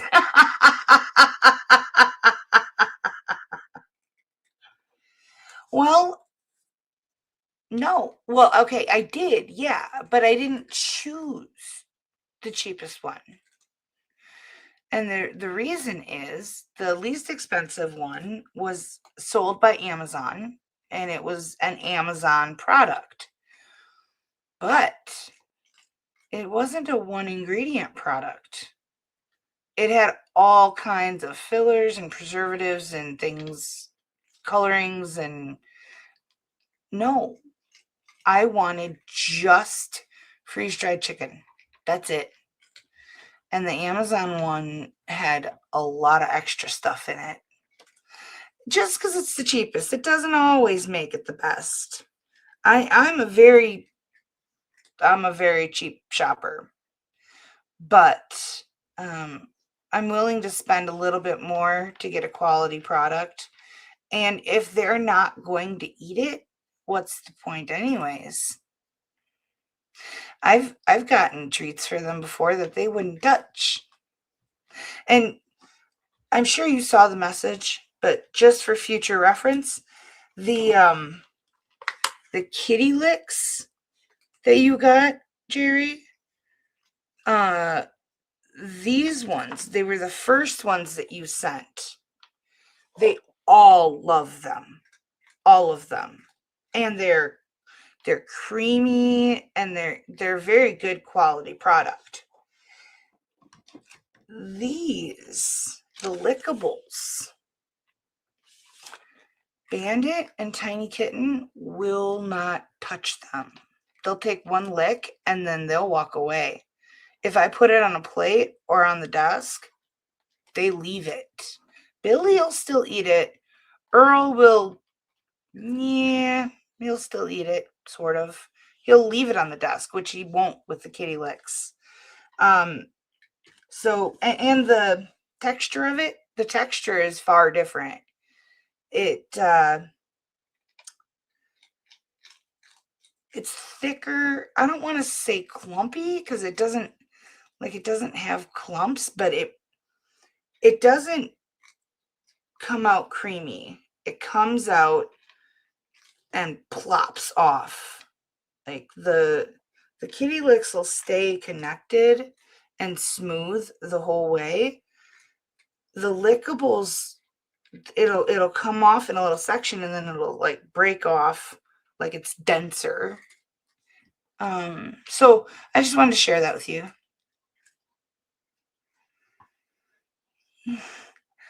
Thank you. I appreciate it. And I really do love that you treated them. That's so sweet of you. But I wanted to make sure you knew that they, preferred one over the other. Because again, if they're not going to eat it, then I don't want you spending your money on it,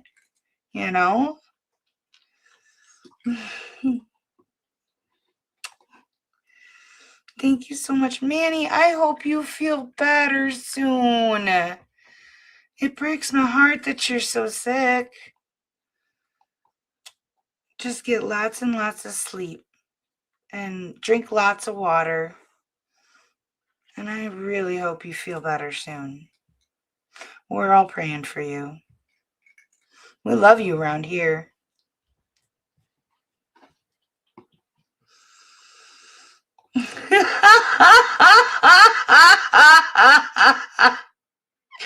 Tell me, Donald, did it ever come out of the gutter to begin with? I think it just permanently resides there.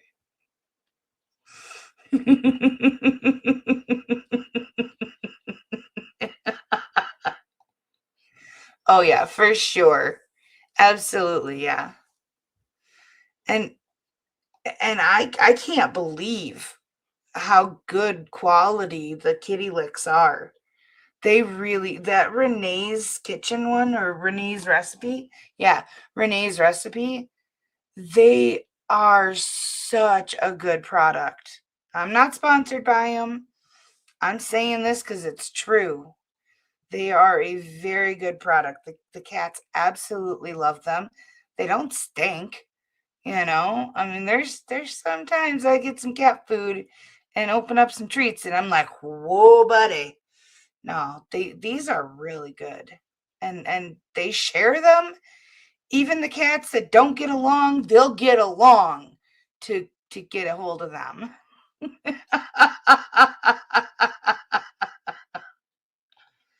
They are. They are. Well, that's good to know. That's good to know. I appreciate that. Don't you be taking my Valentine. And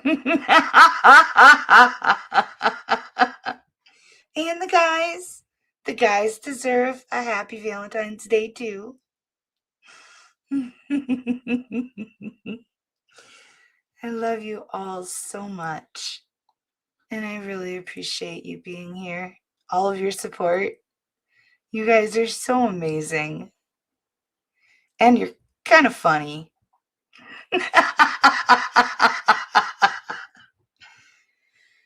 Be safe, be well, sleep sweet, and much love.